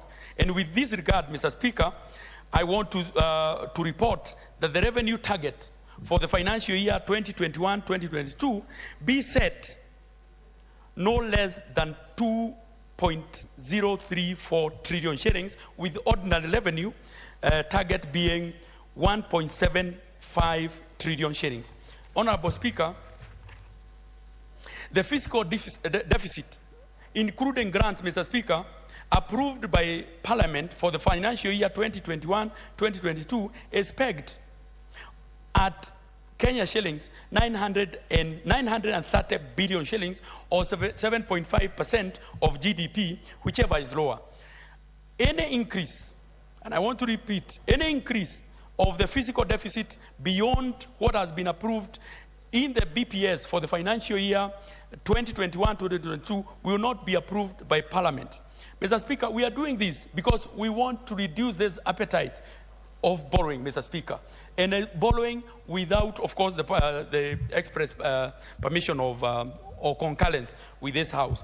Mr. Speaker, we are also encouraging Treasury to also have the fiscal consolidation, Mr. Speaker, which will, of course, improve the fiscal policies that we have in the country. Mr. Speaker, the third one, consistent with the debt mix that ensures that there is low cost and also minimize the risk. The net foreign financing be limited Mr. Speaker, to 530 billion shillings, while the net domestic finance be set at Kenya shilling 399.9 billion shillings. Honorable Speaker, I also want to move very quickly to the financial recommendations, Mr. Speaker. And on the financial recommendations, one, that the ministerial expenditure underpinning the program for the financial year 2021-2022 be limited to no more than 1.30 trillion shillings for the recurrent and 658.9 billion shillings for development expenditure. Two, that the ceiling for Parliamentary Service Commission and judiciary be set at 37.88 billion shillings and 17.91 billion shillings respectively. Honorable Speaker, the third one, that the expenditure ceiling for the financial year 2021-2022 budget be approved as per the attached Schedule 2. These ceilings shall be binding, and the National Treasury should prepare the budget estimates with these binding constraints. Mr. Speaker, we have seen in the past where the BPS has absolutely no nexus or no connection with the budget estimates. We want, and we have said categorically, that the annual estimates or the annual estimates should be a replica, yeah, or closely related to the BPS. Honorable Speaker, the fourth one, that having considered the unfunded requests from the departmental committees amounting to 240 billion shillings, the committee has identified critical expenditure needs that require urgent funding, Mr. Speaker, amounting to 45.5 billion shillings as per the attached Schedule 1.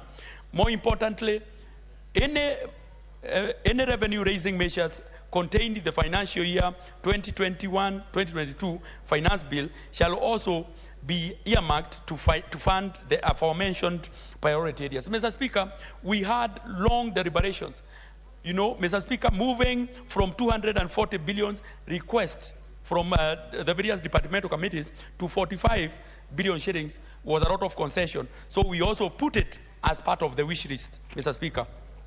Mr. Speaker, the fifth one is that the county government be allocated, Honorable Speaker, 409.88 billion shillings. Mr. Speaker, this is a great improvement from the last financial year, which of course the county government equitable share shall be 370 billion shillings, moving from the current 316.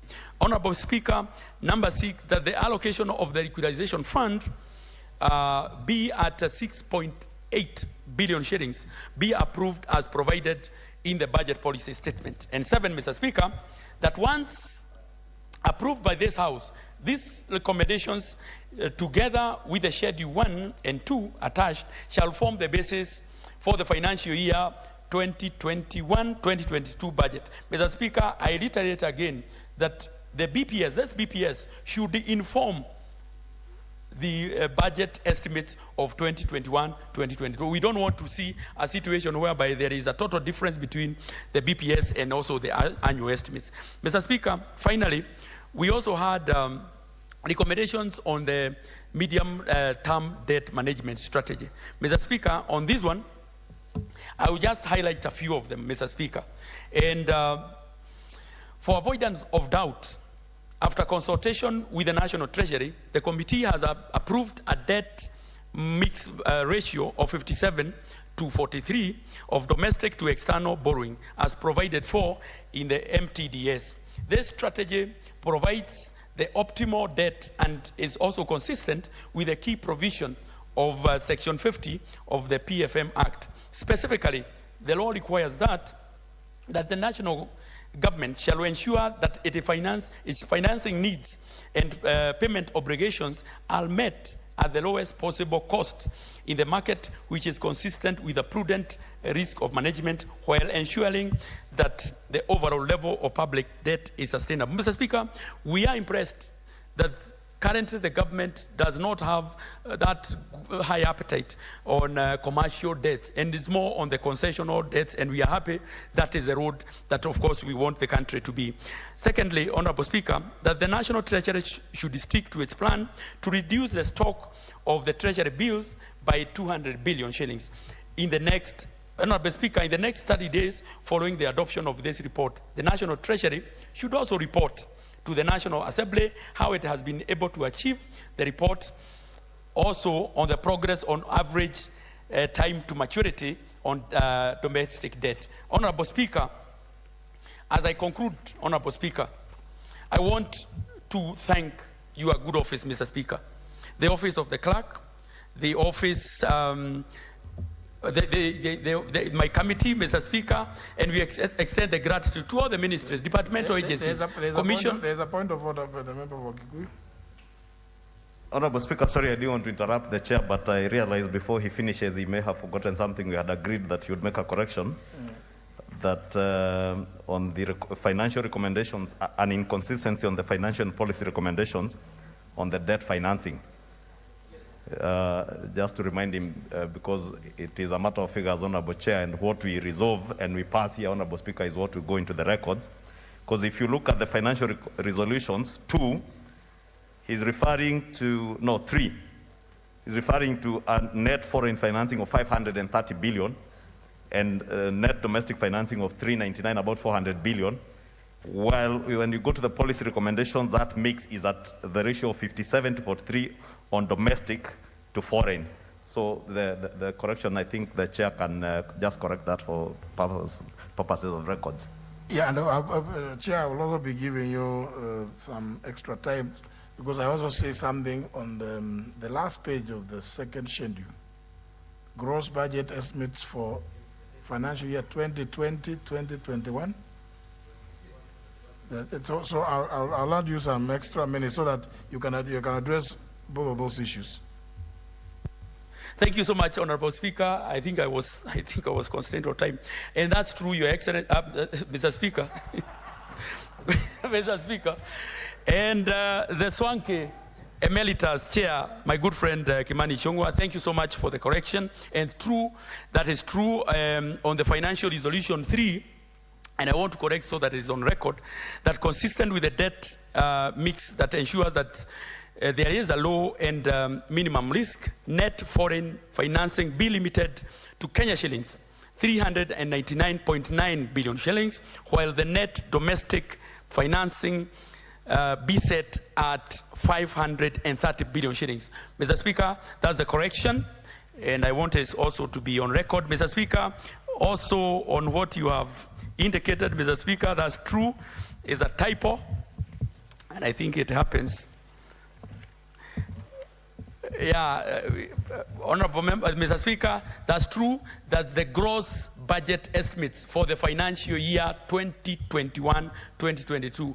Honorable Speaker, I beg to move, Honorable Speaker, and ask my good friend, the leader of minority, to second. Honorable John Brandy. Thank you very much, Mr. Speaker. Mr. Speaker, as a second, I want to start by first congratulating the members of various departmental committees who actually looked at the budget policy statement and did a good job in presenting their report to the Budget and Appropriations Committee. I also want to thank the membership of the Budget and Appropriations Committee for doing a good job in getting this report done in record time. Mr. Speaker, I want to just mention the following, that the Fiscal Management Act of 2009 required the government to submit the budget policy statement to Parliament for review and approval. And again, this was re-emphasized under PFM Act 2012. But Mr. Speaker, the mood and the spirit of this requirement has not been carried to the BPS. Mr. Speaker, I want to remind this House and maybe inform the House that one country that has a long history with BPS or budget policy statement is New Zealand. But Mr. Speaker, if you look at the report, the BPS of that country for this year, it is just 28 pages. Ours, Mr. Speaker, is 143 pages. Mr. Speaker, those who like reading could go and try to read the BPS of the New Zealand and ours. And Mr. Speaker, I want to describe our BPS as a forest of words, but a desert of policies and strategies. Mr. Speaker, number one, I want to, the challenge that I'm giving the BPS is on the issue of interpretation of statutes and the financial implication. Mr. Speaker, the law underpinning national government CDF or Constituency Development Fund provides that at least 2.5% of ordinary revenue should be appropriated to be credited to national government CDF funds for disbursement to constituencies. But Mr. Speaker, almost every year, the national government CDF fund is never fully disbursed. PFM Act 2012, Mr. Speaker, provides that any commitments that are legally payable and remain unpaid in a financial year should form first charge in the next financial year. But when projects funded by CDF are not issued with the exchequer by the end of the financial year, they should be funded in the next financial year. It therefore follows that when we appropriate for a new financial year, the amount for the current year and those arrears for previous years should be always taken into consideration. Applying the law properly, Mr. Speaker, it would actually mean that 26 billion that has been disbursed so far this year, which has been issued, is still financing projects of the previous year. It is unfortunate that the executive, and in particular the National Treasury, is interpreting the law to suit it themselves, Mr. Speaker. The second one is with regards to what we call the Road Maintenance Levy Fund. Mr. Speaker, the proposal from the Treasury is to remove this fund now, the 15% that goes to counties, from being a conditional grant to a shareable revenue fund. Mr. Speaker, what that means, therefore, that there's nothing that will force the counties to apply the 15% from the road maintenance levy in maintaining our roads. And what is the effect of that? The counties can even use that money in buying tea, fueling the cars, and other operation expenses, and our roads will continue to deteriorate because there will be no maintenance. But, Mr. Speaker, allow me to talk about my pet area, that is the debt servicing. Mr. Speaker, servicing of public debt has come home to roost. Mr. Speaker, you remember that there is no any single year that I've ever stood in this House talking about how we are reaching levels of debt and sustainability. It is the only expenditure, Mr. Speaker, that is increasing, followed by that expenditure on defense and security-related entities. I stand here again, Mr. Speaker, to shout loudly that we have been borrowing to finance recurrent expenditure. Mr. Speaker, figures don't lie. On a yearly basis, at least between 2 and 5% of our recurrent expenditure is financed through borrowing, Mr. Speaker. And this is why we are back now to IMF, Mr. Speaker, where we are being subjected to performance criteria and where we have to report on certain actions. Mr. Speaker, I want to just talk straight to Jubilee government, Mr. Speaker. I've heard none other than the deputy leader of the Jubilee party, the deputy president, talk about rising debt and saying that there is debt and sustainability. How I wish that the Honorable William Ruto listened to some of us early enough. Mr. Speaker, when Jubilee government took power in 2013, in June 2013, the debt level in this country was 1,894 billion, 1.8 trillion. Mr. Speaker, by the end of 2018 June, in a period of just 5 years, Mr. Speaker, the debt level had risen to 5,047,234 million. Mr. Speaker, that is an increase within 5 years of 3.15 trillion. Mr. Speaker, it took us 50 years to reach 1.8 trillion debt level. And it took us only 5 years to add to that debt level by 3.153 trillion. Mr. Speaker, I want to take this House back to some statistics. From June 2010 to June 2011, the increase in debt for that year alone was just 260 billion. The following year, the increase was 260 billion again. The following year, the increase was less than 240 billion. But, Mr. Speaker, immediately Jubilee came to power, the increase has been over 600 billion every year. Mr. Speaker, immediately Jubilee came to power in April 2013. Every financial year, the debt level has been increasing on an average of 631 billion shillings. Mr. Speaker, the plain truth is no one in Jubilee can run away from causing this country to the debt level we are in today. In fact, before you talk to Kenyans, the first thing you must do is to apologize to Kenyans. Mr. Speaker, the Deputy President should apologize to Kenyans for causing this increased debt level before even complains about the rising debt level. Figures don't lie, Mr. Speaker. The problem we are facing today is as a result of appetite of borrowing by Jubilee government. Mr. Speaker, this appetite was informed with populist projects, some of which were not adding value to this country. How many times did we complain about borrowing money, Eurobond, to clean streets of Kibera? Much as it is important to live in a clean environment. But who goes to bank to borrow money to come and slash or clean the compound? Nobody. Mr. Speaker, we borrowed money for corruption. We borrowed money to finance dams that don't exist. Mr. Speaker, we borrowed money to eat KEMSA scandal. It's part of the loans we will be paying. And these Kenyans who have stolen this money are in this country.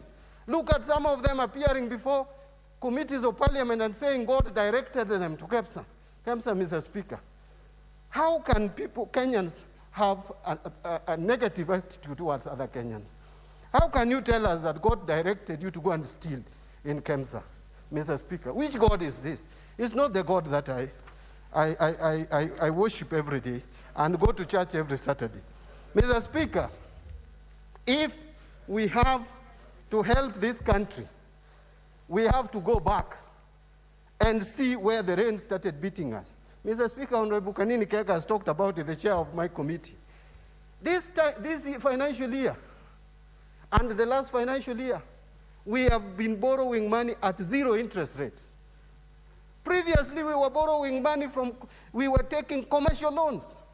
This is the first year that at least IMF, with their conditions and conditionalities, is giving us 78 billion at 0 interest rate, repayable in 30 years. This is the first time that World Bank is giving us 82 billion shilling to pay at 1.4% for a longer period of time. This is the first time that ADB Bank is giving us 22 billion to pay at below 2% interest rate. Mr. Speaker, from 2013, we were borrowing money to pay at 7-8% interest rates. We were out there organizing road shows like we are in Kondele Market, trying to look for people to give us money. And Mr. Speaker, nobody could listen in this government. I'm grateful that now at least Uhuru Kenyatta is listening to us, the president of this country. Please continue listening to us. Don't listen to people like your deputy, Mr. Speaker, because a long-lost direction, they don't know where this economy is heading. That is why they are talking things they don't understand. Mr. Speaker, I want to conclude my contribution by asking, this budget policy statement is a business as usual document. Mr. Speaker, you'll give me just 1 minute. While we appreciate as Kenyans that we have resigned to the fate of Hakuna Pesa slogan, it is important that the government gives us hope through the document they release. For how long, Mr. Speaker, will the youth continue getting handout through Kazi Mtaani, and through Wilbaronomics kind of politics? Mr. Speaker, we want a strategy that will help expand the manufacturing sector to employ the youth of this country. We don't want kazi kwa mtaani. We don't want wheelbarrownomics. We want real job creation in this country. And Mr. Speaker, this is not politics. Kazi mtaani is being championed by Jubilee government. Wheelbarrownomics is being championed by Jubilee B, which is now UDA. So it cuts across. We don't want wheelbarrownomics. We don't want kazi mtaani. We want real jobs for our youth. The digital economy that this country was promised in 2013. We were promised digital economy. We were called analog. Mr. Speaker, now the analog is becoming digital. The digital is going with wheelbarrownomics. Mr. Speaker, this country, we need to be serious with ourselves. Thank you, Mr. Speaker. I second.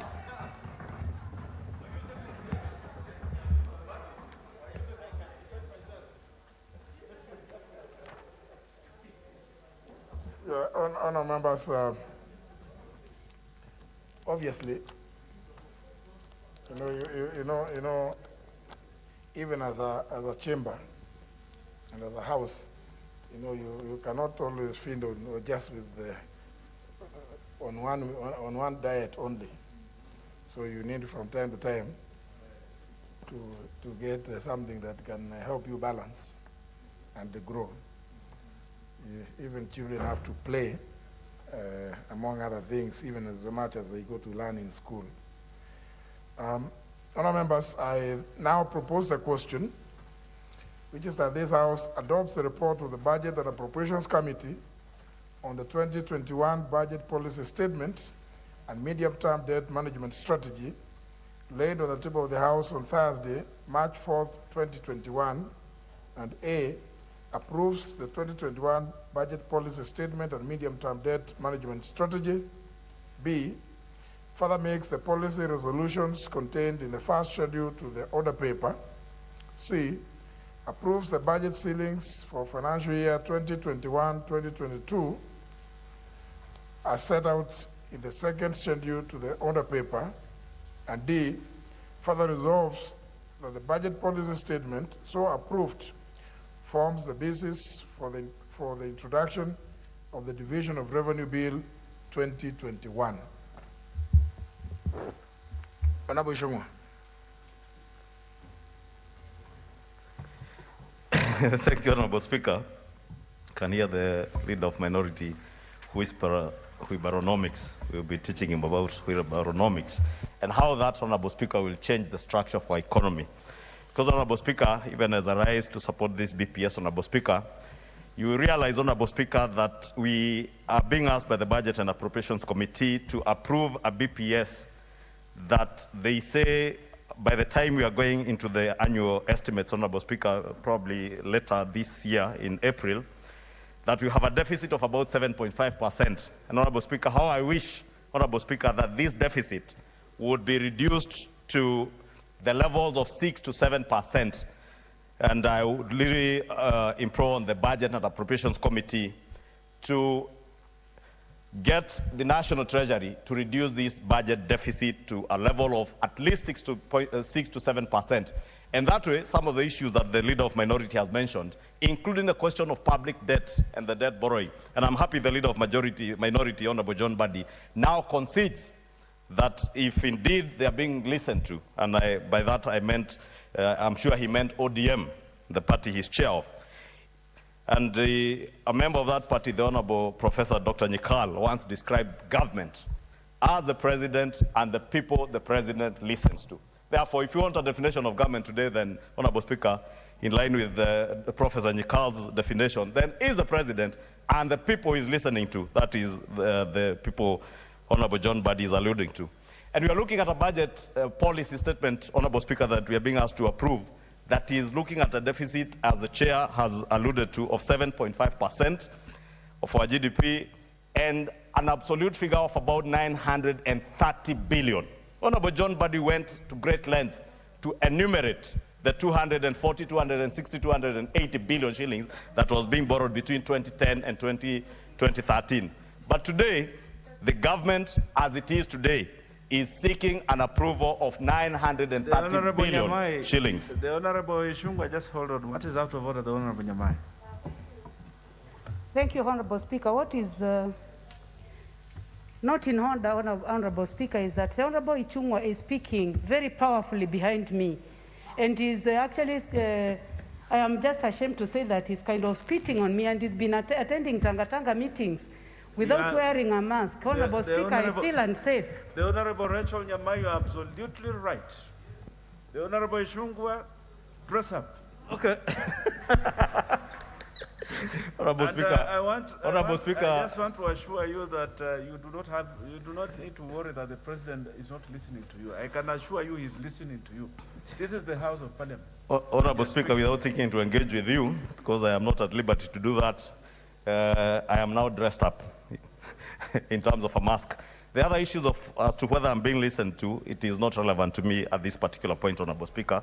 I want to focus on the issues that I was addressing. That indeed, Honorable Speaker, the leader of minority has enumerated the level of our public debt. Today, we are being asked to approve further borrowing of 930 billion shillings, 70 billion shillings shy of 1 trillion shillings, Honorable Speaker. Honorable Speaker, in the past, and I have belabored this point in many forums, Honorable Speaker, that this House is asked every year to approve this budget policy statement. And the chair of the Budget and Appropriation Committee, and I think the leader of minority have also alluded to that fact, that we approve a BPS here and expect that the annual estimates will be done in line with this BPS. But that never happens, Honorable Speaker. Honorable Speaker, if you look at the debt mix that we were talking about, Honorable Speaker, the one that the chair just corrected, Honorable Speaker, we are talking, if you look at the BPS, the inconsistency between BPS and the medium-term debt strategy paper, the BPS alluded to a net borrowing of about 72% vis-a-vis the 57% that is in MTDS.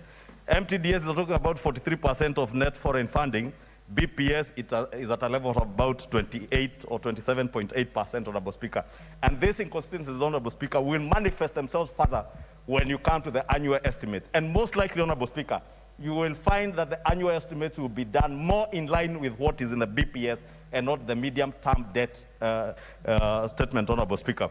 And therefore, Honorable Speaker, when you talk about approving a BPS with a very huge deficit, Honorable Speaker, and we then go ahead and do our annual estimate based on that, naturally, Honorable Speaker, the debt that we are envisaging to borrow of 930 billion shillings, Honorable Speaker, I will not be shocked if by this time next year, Honorable Speaker, we'll be talking of debt levels of close to, or if not above, 1 trillion shillings, Honorable Speaker. I am wondering whether we still have space within the debt ceiling, and most likely, in the course of this year, we'll be seeing the National Treasury coming back to this House, seeking a review of the debt ceiling beyond the 9 trillion shillings. Therefore, it is not right, Honorable Speaker, to just accuse the Jubilee government of doing things, yet those of us who sit in this House, the National Assembly and not the Senate, Honorable Speaker, we sit here and approve these figures. Honorable John Buddy is seated in the committee today. The President is listening to him. He is seated in the Budget and Appropriations Committee approving 930 billion shillings of debt, Honorable Speaker. Honorable Speaker, and I will beg that you add me the minute that I was interrupted. Honorable Speaker, the road maintenance fuel levy, if you look at page 19 of the report, Honorable Speaker, there is a very huge problem, Honorable Speaker, because we have taken the road maintenance fuel levy fund and taken it as part of our shareable revenue going to the county governments. And we are being dishonest, Honorable Speaker, with the people and with the county governments. The Fuel Levy Fund Act of 1993, I think, stipulates that these funds should go specifically to maintaining of roads in our constituencies and in our counties, Honorable Speaker. When we lump these figures as part of our shareable revenue, Honorable Speaker, it is possible that governors will now utilize this money in other areas away from maintenance of roads.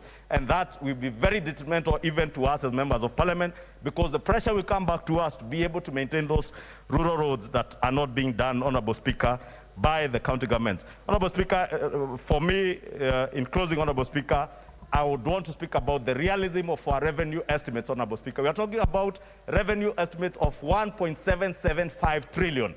In an economy today that this financial year, Honorable Speaker, we have reviewed downwards to 1.594 trillion, Honorable Speaker. An economy that is on its knees, Honorable Speaker, I do not know what magic will be there.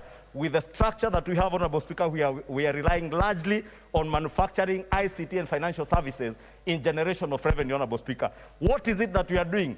with the wheelbarronomics that John Bad is talking about. And that is where we are talking about the bottom-up approach, where even the agricultural sector that is contributing on average 34% of GDP in the last 3 years and only contributed about 2% of revenue generation, Honorable Speaker, that using a... Very well. I had already added you a minute, the Honorable Member for Kikuyu. The Honorable Bayaya, Member for Kilifi North. I wasn't prepared for that. Thank you, Speaker. I would like to contribute to the budget policy statement motion and say this, that this country, as it moves forward, and with the kind of economy that has been battered by the COVID-19 pandemic, I think government needs to start reviewing its policy and expenditure. Mr. Speaker, what we are seeing is that we have a huge deficit within the budget that is being proposed. But even when we have such, we have key sectors within the BPS that are not adequately funded. For example, an area that I'll always talk about is the land sector. You see, the Ministry of Land and Physical Planning has the physical planning aspect, where we have put in a new PS, but the physical planning PS is given around 60 million shillings only to manage a whole department for a whole year. The idea of planning our towns and planning our cities and ensuring that we have new towns that are developing and putting the infrastructure for development will not be achieved. Why? Because there is lack of funding in key areas of land. This country, if it must develop on the basis of the Vision 2030, on the basis of the Big Four agenda by government, then requires that the land sector be properly funded so that we have enough money to ensure that people have land where they can do factories, they have land where they can plant crops for agriculture, they have land for housing, they have land for prosperity of this nation in terms of investment. But if we do not fund the land sector adequately, as it is currently in the BPS, then we have a problem taking this country forward on the basis of the development agenda of Agenda 4 that we have in this country. Secondly, Mr. Speaker, sectors of growth, and especially service sectors like tourism, which is a sector that the people of the coast rely on heavily, is being underfunded. Marketing of tourism and tourism products right now is shrinking. Why? Because we do not have enough resources in these areas.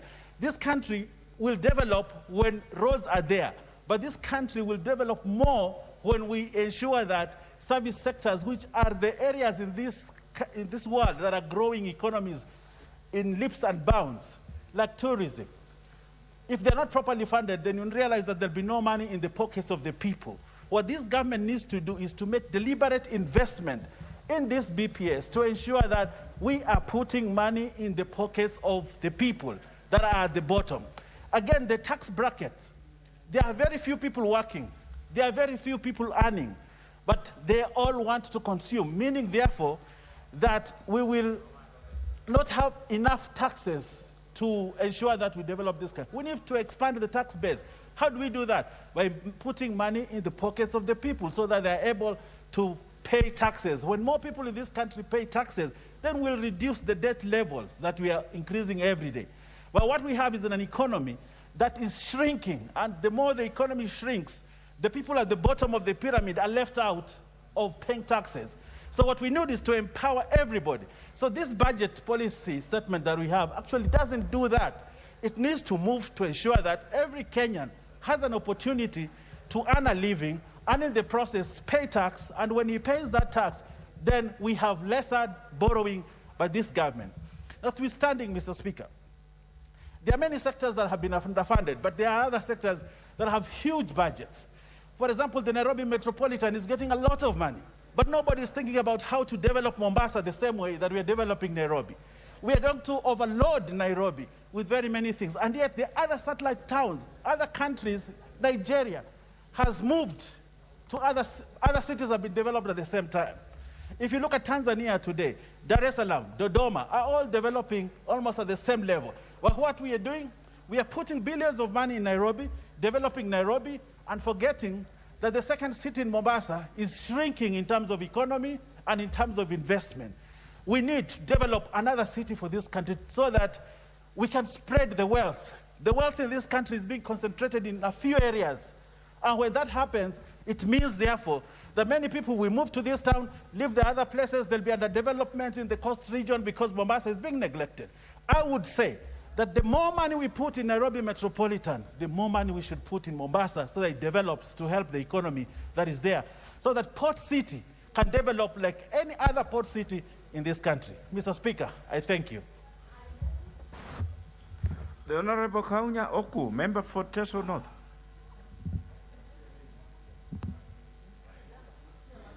The Honorable Leader of Majority. Thank you, Honorable Speaker. Honorable Speaker, I want to thank the Chair of the Budget Committee and the committee for the time they have spent on this BPS, and indeed the processing thereof.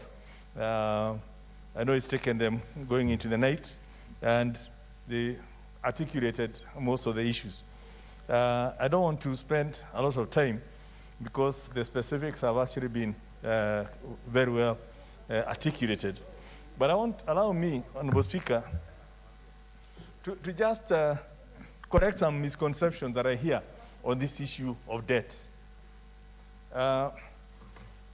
Yes, it's true, the debt has gone up and will continue going up so long as we are not able to cover all the expenditures we want through our taxes.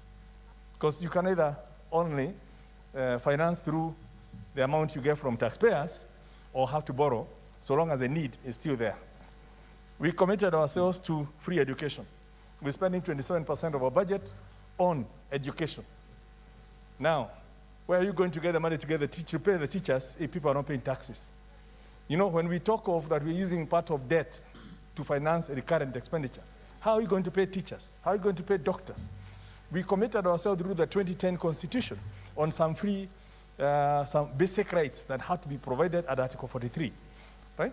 Yet, we complain that we are borrowing to finance recurrent expenditure when it is ourselves who committed ourselves to provide those services. We had to defend the country, right? Come rain or shine, the defense will have to be there. If there's no money, especially like now, our economy shrank by 5.5% in the second quarter of last year. The revenue collection went down. The commitments have not gone down.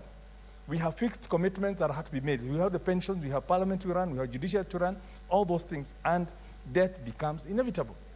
Now, what we need to think about and what our oversight role should be looking at is if we are misusing part of that money for debt, and the oversight institutions that have been set up, the asset recovery, the EACC, have been doing their job in terms of looking at those people who perhaps have not been diligent enough in doing their job. And that's what we should be emphasizing on. But debt per se is not bad. And I think we may be forced to almost think that we should never borrow, which is what we also tell ourselves, even at home. And you will see the typical Kenyan, you want to accumulate stones, you know, buying a truck of stones every month to build a house, because you don't want to go to the bank and take a mortgage. And you have a house instantly. You start building a house when you're 20, you finish building the house when you're 40, and you don't even have time to live in it because of that fear of debt. Debt is good. And I want us not to think from that angle. Now, we are in an economy that is recovering from COVID. Kenya is not unique in this situation that we are in. You look at South Africa, look at India, look at Britain, look at every country. They are all suffering. Their debt levels compared to their GDP, I believe South Africa is now at 80%. We are not even there. If you look at India, if you look at Japan, if you look at America, America is almost 200+%. So basically, the issue we need to think of is, yes, how can we increase our income base so that we have more taxes? But when I listen to my friend, Owen Bayer, you know, talking of that we just need to, you know, get some bottom up, get a few guys to get some more income to them, and they'll pay taxes. It's much more complex than that. You know, who is going to give them services, right? You know, you need to develop the economy from a holistic perspective. And the solution we have, if we can put more money on the big four, which is what the BPS is trying to do. The construction industry, more investments in agriculture, more investments in healthcare, so that people are healthy, people are food sufficient, people can go to school, technical trainings and all those things. Then you have created a reservoir of knowledge that can be used in the future. But just this some abracadabra, bottom-up, voodoo economics will not help. It's a wish list. It's bad for people. We are giving people false hope that all you need to do is get some crude implement and you become a. We need to start thinking bigger. And technology is a thing, and I think the Big Four is done as part of that. There's something else I want to share with this house. Up to about last year, there was lots of talk about some numbers that countries should aim not to borrow more than 60% if you are middle, if you are high, fast developed economy, 40% if you are not developed. And one of the most famous economists, a former IMF expert who I met, Olivier Blanchard, has debunked those figures and come up with a new metric, which is called the growth corrected interest rate. Yeah, that's what countries need to think about. What is your growth corrected interest rate about? So if you look in Kenya now, we're expecting to grow at 8.7%, and we're borrowing at 1%. We have a growth corrected interest rate of minus 7%. It makes sense to borrow when you're on negative interest rates, right? But if you're growing at 1% and you're even borrowing at 2%, then don't borrow, because your growth corrected interest rate is positive, right? So those are some of the things that we now need to start thinking. And I want to encourage Treasury to continue the direction they are going in terms of going for low cost, long-term interest rates regime away from the commercial ones. Because so long as we're doing that, we can actually go to the market and borrow even more so that we can finish the road that we need to finish, we can finish the investment in infrastructure, we can finish the Dogokundu investment in Mombasa. I don't know when I was last in Mombasa, but I was there the other day, and I saw the massive development taking place within Mombasa. Yeah? If you're looking at the roads from the port all the way to Dokundu bypass, if you're looking at all the bypasses into Malindi, if you're looking at the development in the port, if you're looking at the development of the special economic zones, all those are in Mombasa. Yeah? And perhaps you need to spend some more time. Don't just go to Kilifi. Detour a bit into Mombasa, and you see the development in the second city, because it's our entry port. The SGR starts in Mombasa. and hence, the volume of cargo that's coming through Mombasa is an indication of the growth that has taken place within Mombasa. If you look at the development taking place in Kisumu, it's not just connected, that's not just within Nairobi. There's lots of things happening to interconnect Kenya to the East Africa region through the development of the port of Kisumu. Look at the bypasses around Eldoret. Look at the bypasses around Nakuru. Look at, all these things that are happening. There's development taking place across the entire country. But we just tend to think there's debt that is rising. We are not seeing the tangible assets, yeah? Because we are happy as politicians. We are happy to enjoy to say, we have brought this road, but in the same meeting, we then blaming the president for increasing the debt levels, right? But debt has been used to finance the development of everything and to pay salaries for teachers when companies have all reported negative results because of COVID, right? We know the tourism industry has collapsed. All the revenue we're collecting from hotels is gone. Somebody has to fill that gap. So I think, and I wish the Honorable John Buddy was here. I know he's got a passion for this debt issue. But I would want to persuade that let us open our minds. Let us not just be blinkered. Let's open the blinkers. Let's look wide. And through the front view mirror, rather than just the rear view, something they have happened in the past. But as we go forward, we have an opportunity now. As the world is recovering, let's recover with the world. If we can access cheap debt, let's do it.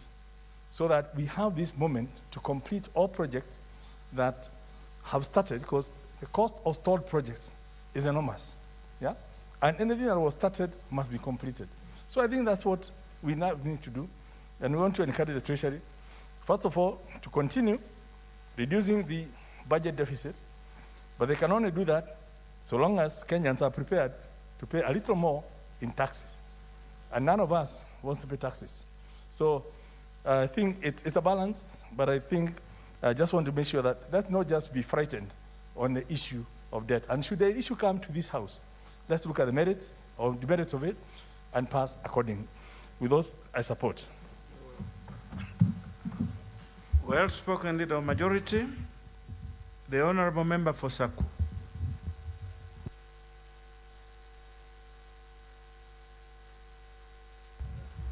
Thank you very much, Honorable Speaker.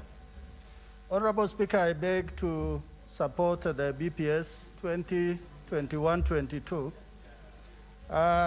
And I really want to thank the Committee of Budget.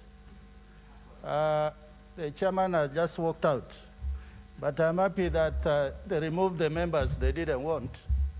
They retained and added those they really wanted, and we wish them well.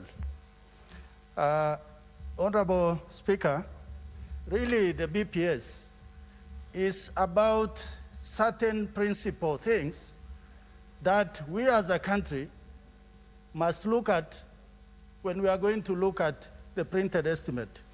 It is about what is the assessment of the current economic situation. The man who just spoke before me was the former Minister for Finance. And I believe when he was in charge, maybe we never had things like COVID and certain serious calamities. But I think to an extent, they were able to properly manage the economy. We had more money in our pockets. There was a lot of development, and Kenya was moving so fast. To the extent that I think everybody is thinking, when are we getting back those Kibaki years? But we must move with the times. Honorable Speaker, currently, our debt stands at 7.3 trillion, which is 65% of our GDP. Considering what is the global in terms of borrowing and making the best use of that money you borrow, then it is still sustainable.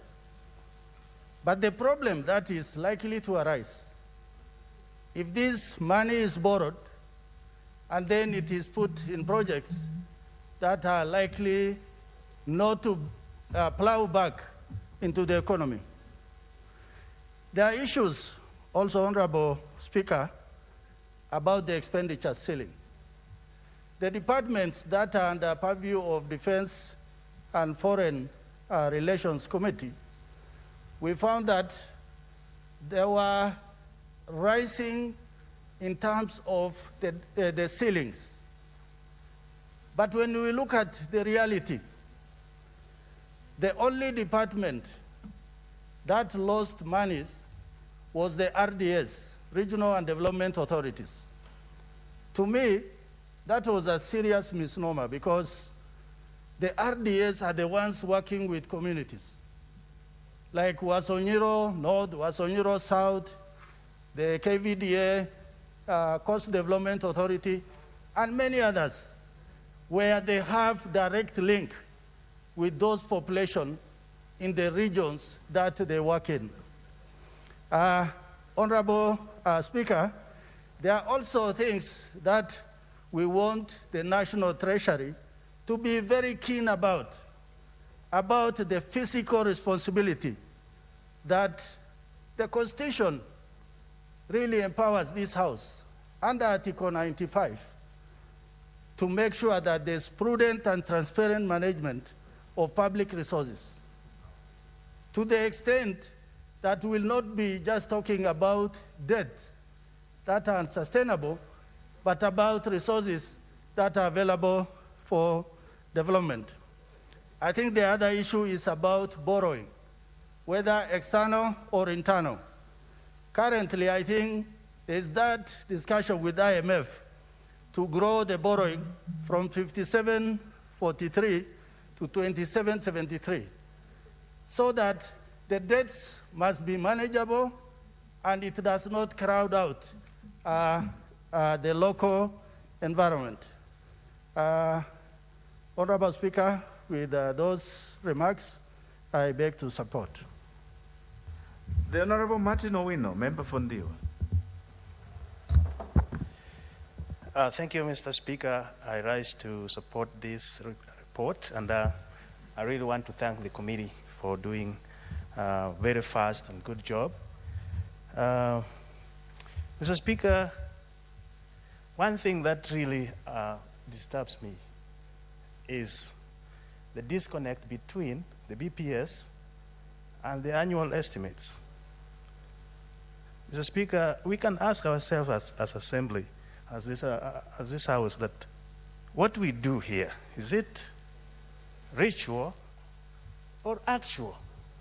Because once we have done this, it is out of our hands.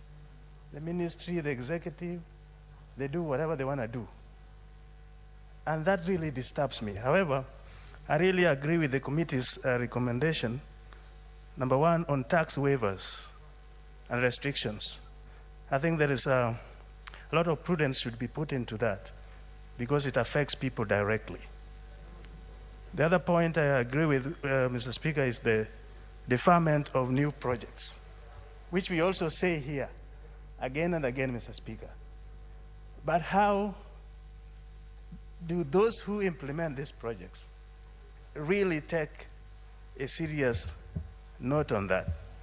Because we say it, but you find that still these projects go on. In my constituency, there are so many stalled projects. And Mr. Speaker, I've been moving from office to office. Those who initiated those projects have never succeeded, including farmers' market, which is very important for the people of Ndiwa. But nobody is allocating funds to do those projects. So our question is, what happens? How can this House make sure that when we pass BPS here, what we say is implemented? Because we oversight this Department of Executive to do what we have passed here. Mr. Speaker, the other point I want to make is about the pending bills. To me, this is a robbery with violence on the people. You find small traders who do business with government, especially county government. They borrow money. And these monies have been out there, year come, year out. They are auctioned, they run bankrupt, and nobody cares. So the issue of pending bill, I think, is a serious one. And Mr. Speaker, action should be taken. The state has no business to own businesses that they cannot manage. So I agree with the committee that these state corporations should be looked into. What the government does best, Mr. Speaker, is to create an environment where private businesses can thrive in.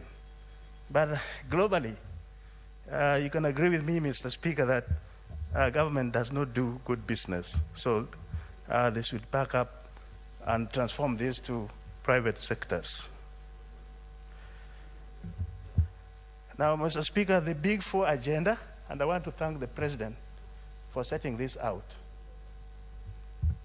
Mr. Speaker, when we talk of health, we are still underfunded in this sector by almost 7%.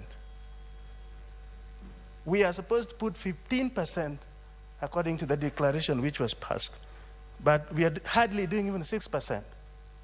So when we are saying we are doing a budget, which should be aligned with the budget policy, these four big agendas should be funded well so that the economy can be anchored properly and get thriving. Lastly, Mr. Speaker, I also want to say that we should be very watchful when we pass things here. We should see how they are implemented. And I wish we could have an intervention budget that if they're going the wrong way, either through committees or through this House, we can say no. With those few remarks, I support. The member from Ndiwa, you have that intervention button. You oversight this government agency, and you can say no. The Honorable Jaldisa, member for Isiolo.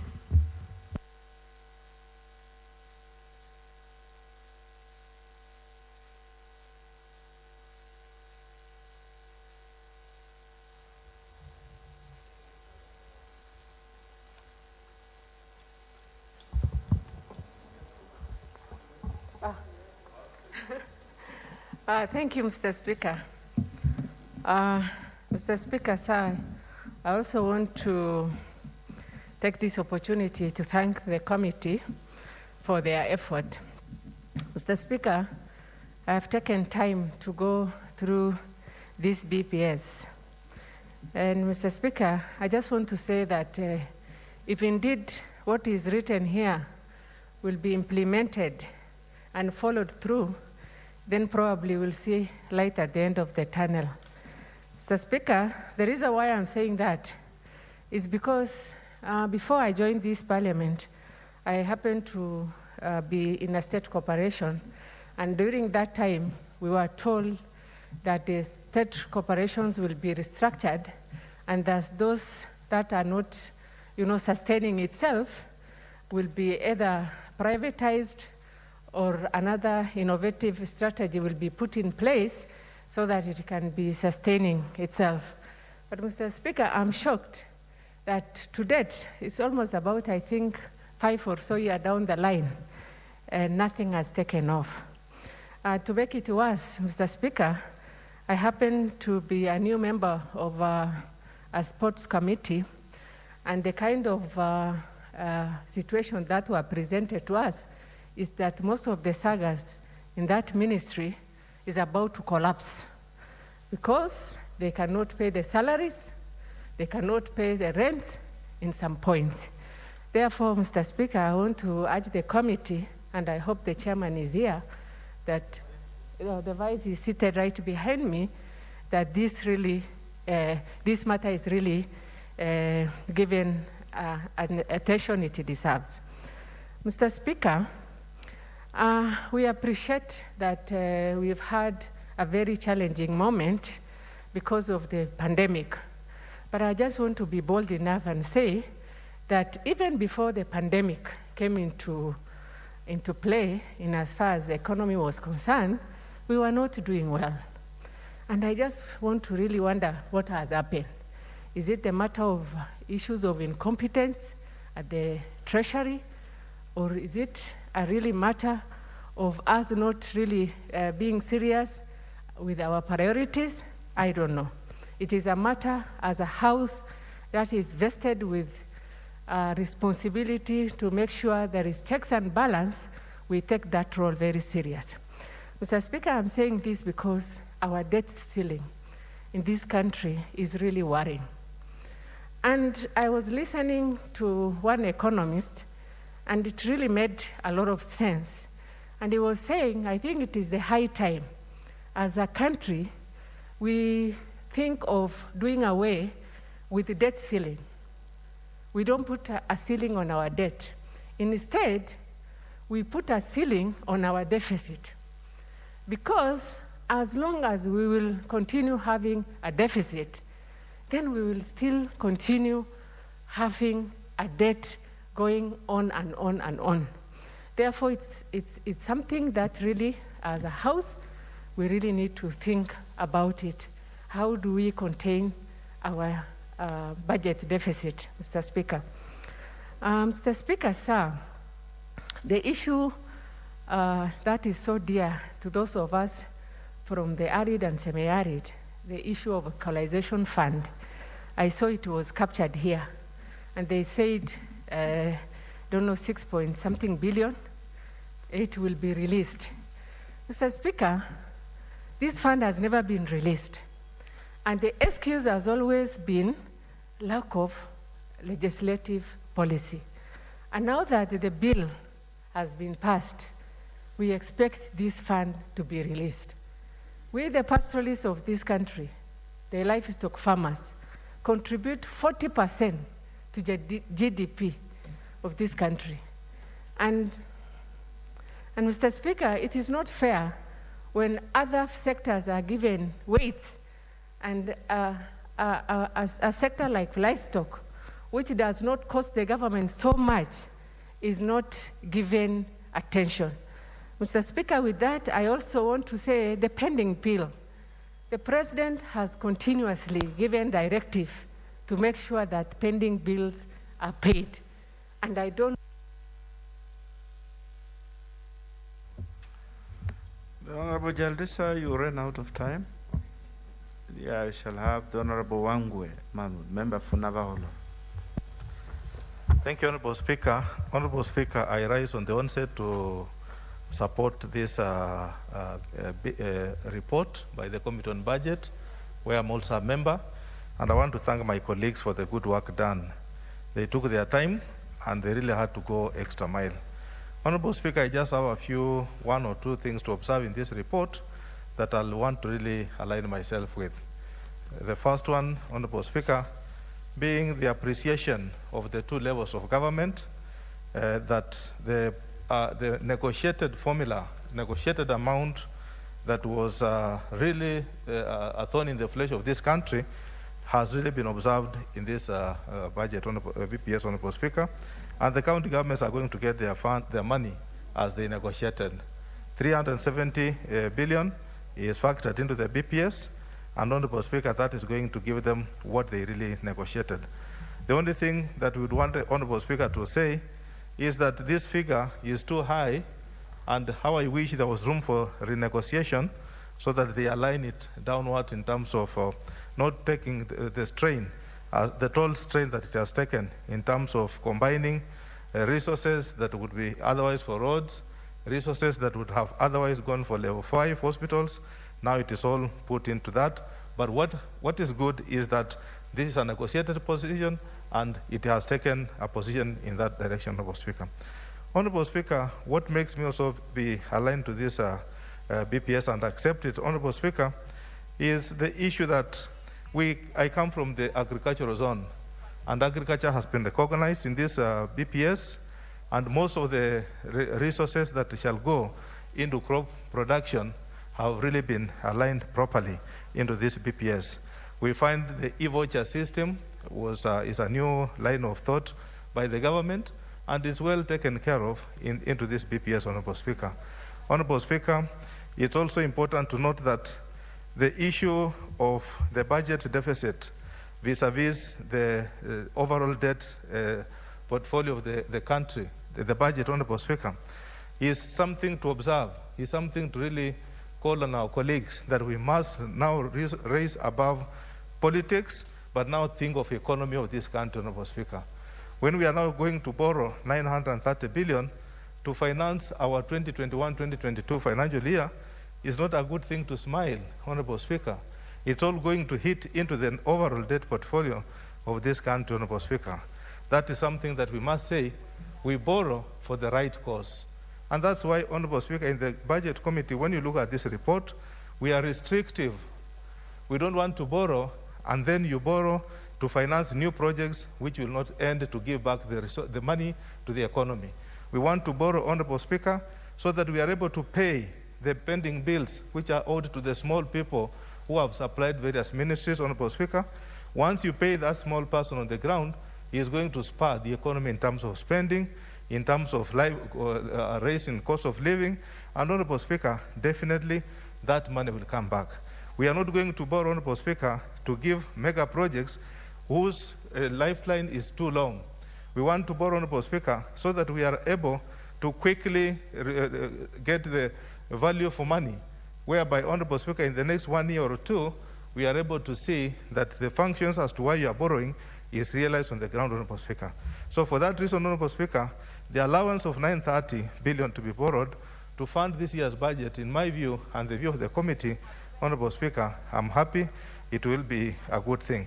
However, with a caution to the Minister in charge of Treasury, that the 7.5% level of borrowing to the GDP is too high.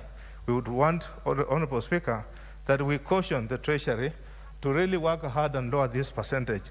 However, this percentage is manageable, is within the overall global percentages where other countries are borrowing, and is something which we can still work with, Honorable Speaker. Honorable Speaker, I just want also to look at the issue in terms of policy, whereby, Honorable Speaker, we are looking at the issues to do with the state-owned enterprises, Honorable Speaker. And on this one, Honorable Speaker, it's important that the government really takes our recommendation serious, and that they really release some of these very expensive state-owned enterprises to the public. Let the state not do business, Honorable Speaker. It's now outdated that the government can hang on to state enterprises so that it continues to control, yet it can release this industry into the hands of private sectors so that private players can pay the government in terms of taxes. We look at enterprises like, Honorable Speaker, the sugar mills. These are dead factories. We just wrote off the debts, 85 billion worth of debt in this House, Honorable Speaker. Why did we write off the debt, and yet the factories are still not running? They are the main employers of about 2,000 people one factory can employ at a time. We want the state-owned enterprises to be released, and I call on the Privatization Commission that let them wake up and do their job. Let them do the justice to the Kenyan people by making sure that these enterprises get private. Thank you, Honorable Speaker, and I support the report. The Honorable Millie Odhiambo, Mavona, member for Suba North.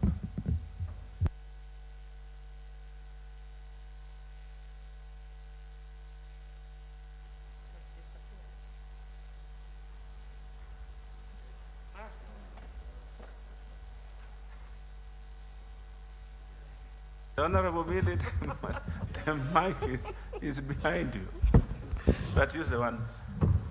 I don't know why these particular ones are around you always. They always misbehave, Mr. Yes. Speaker. Yeah, use that one.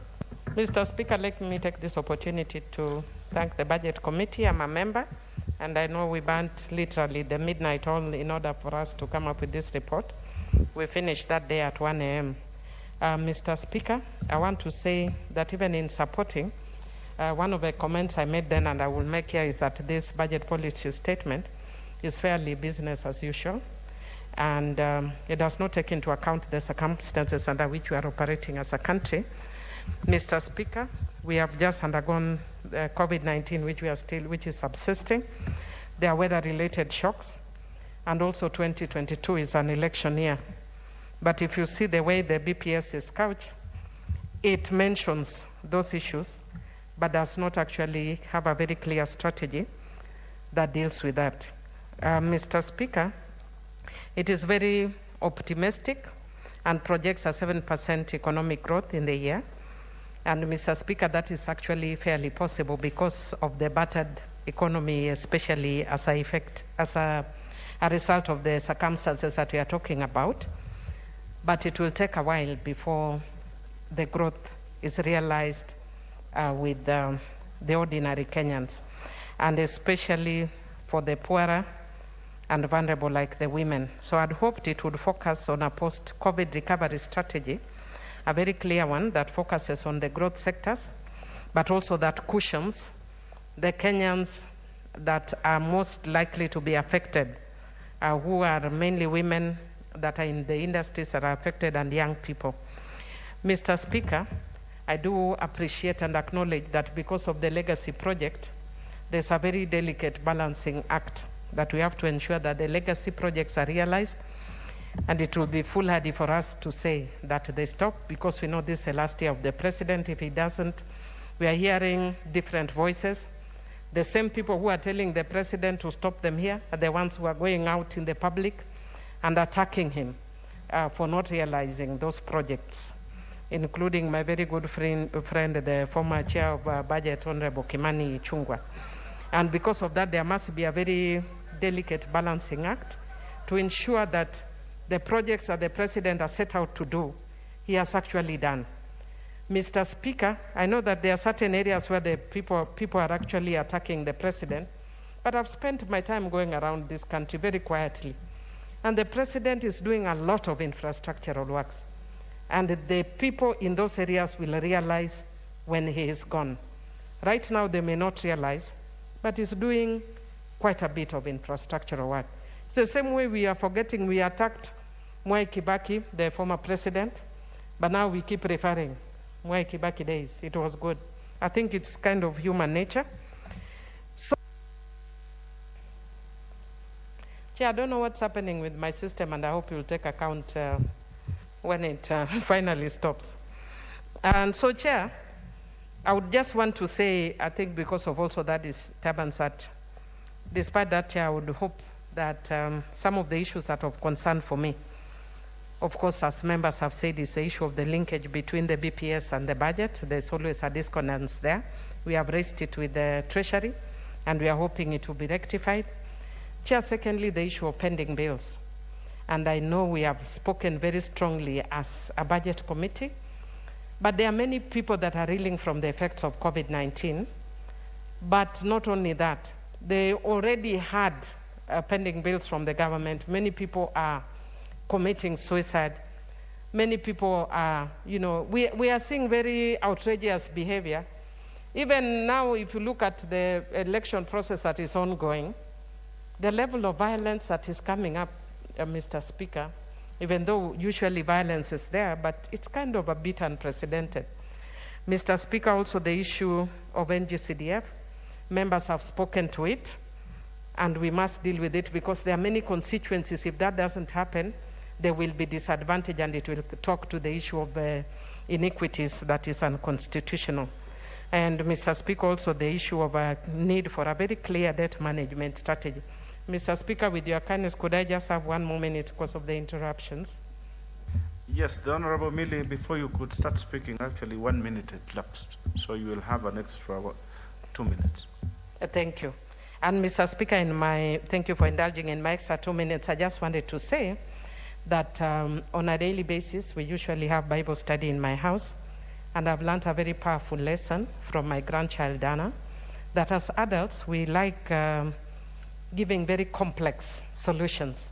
Like yesterday, we were talking about reading the first chapter of the book of Joshua when the Israelites were moving into Canaan. And so everybody says what lessons they have. And us, we are saying, oh, God's faithfulness and all that.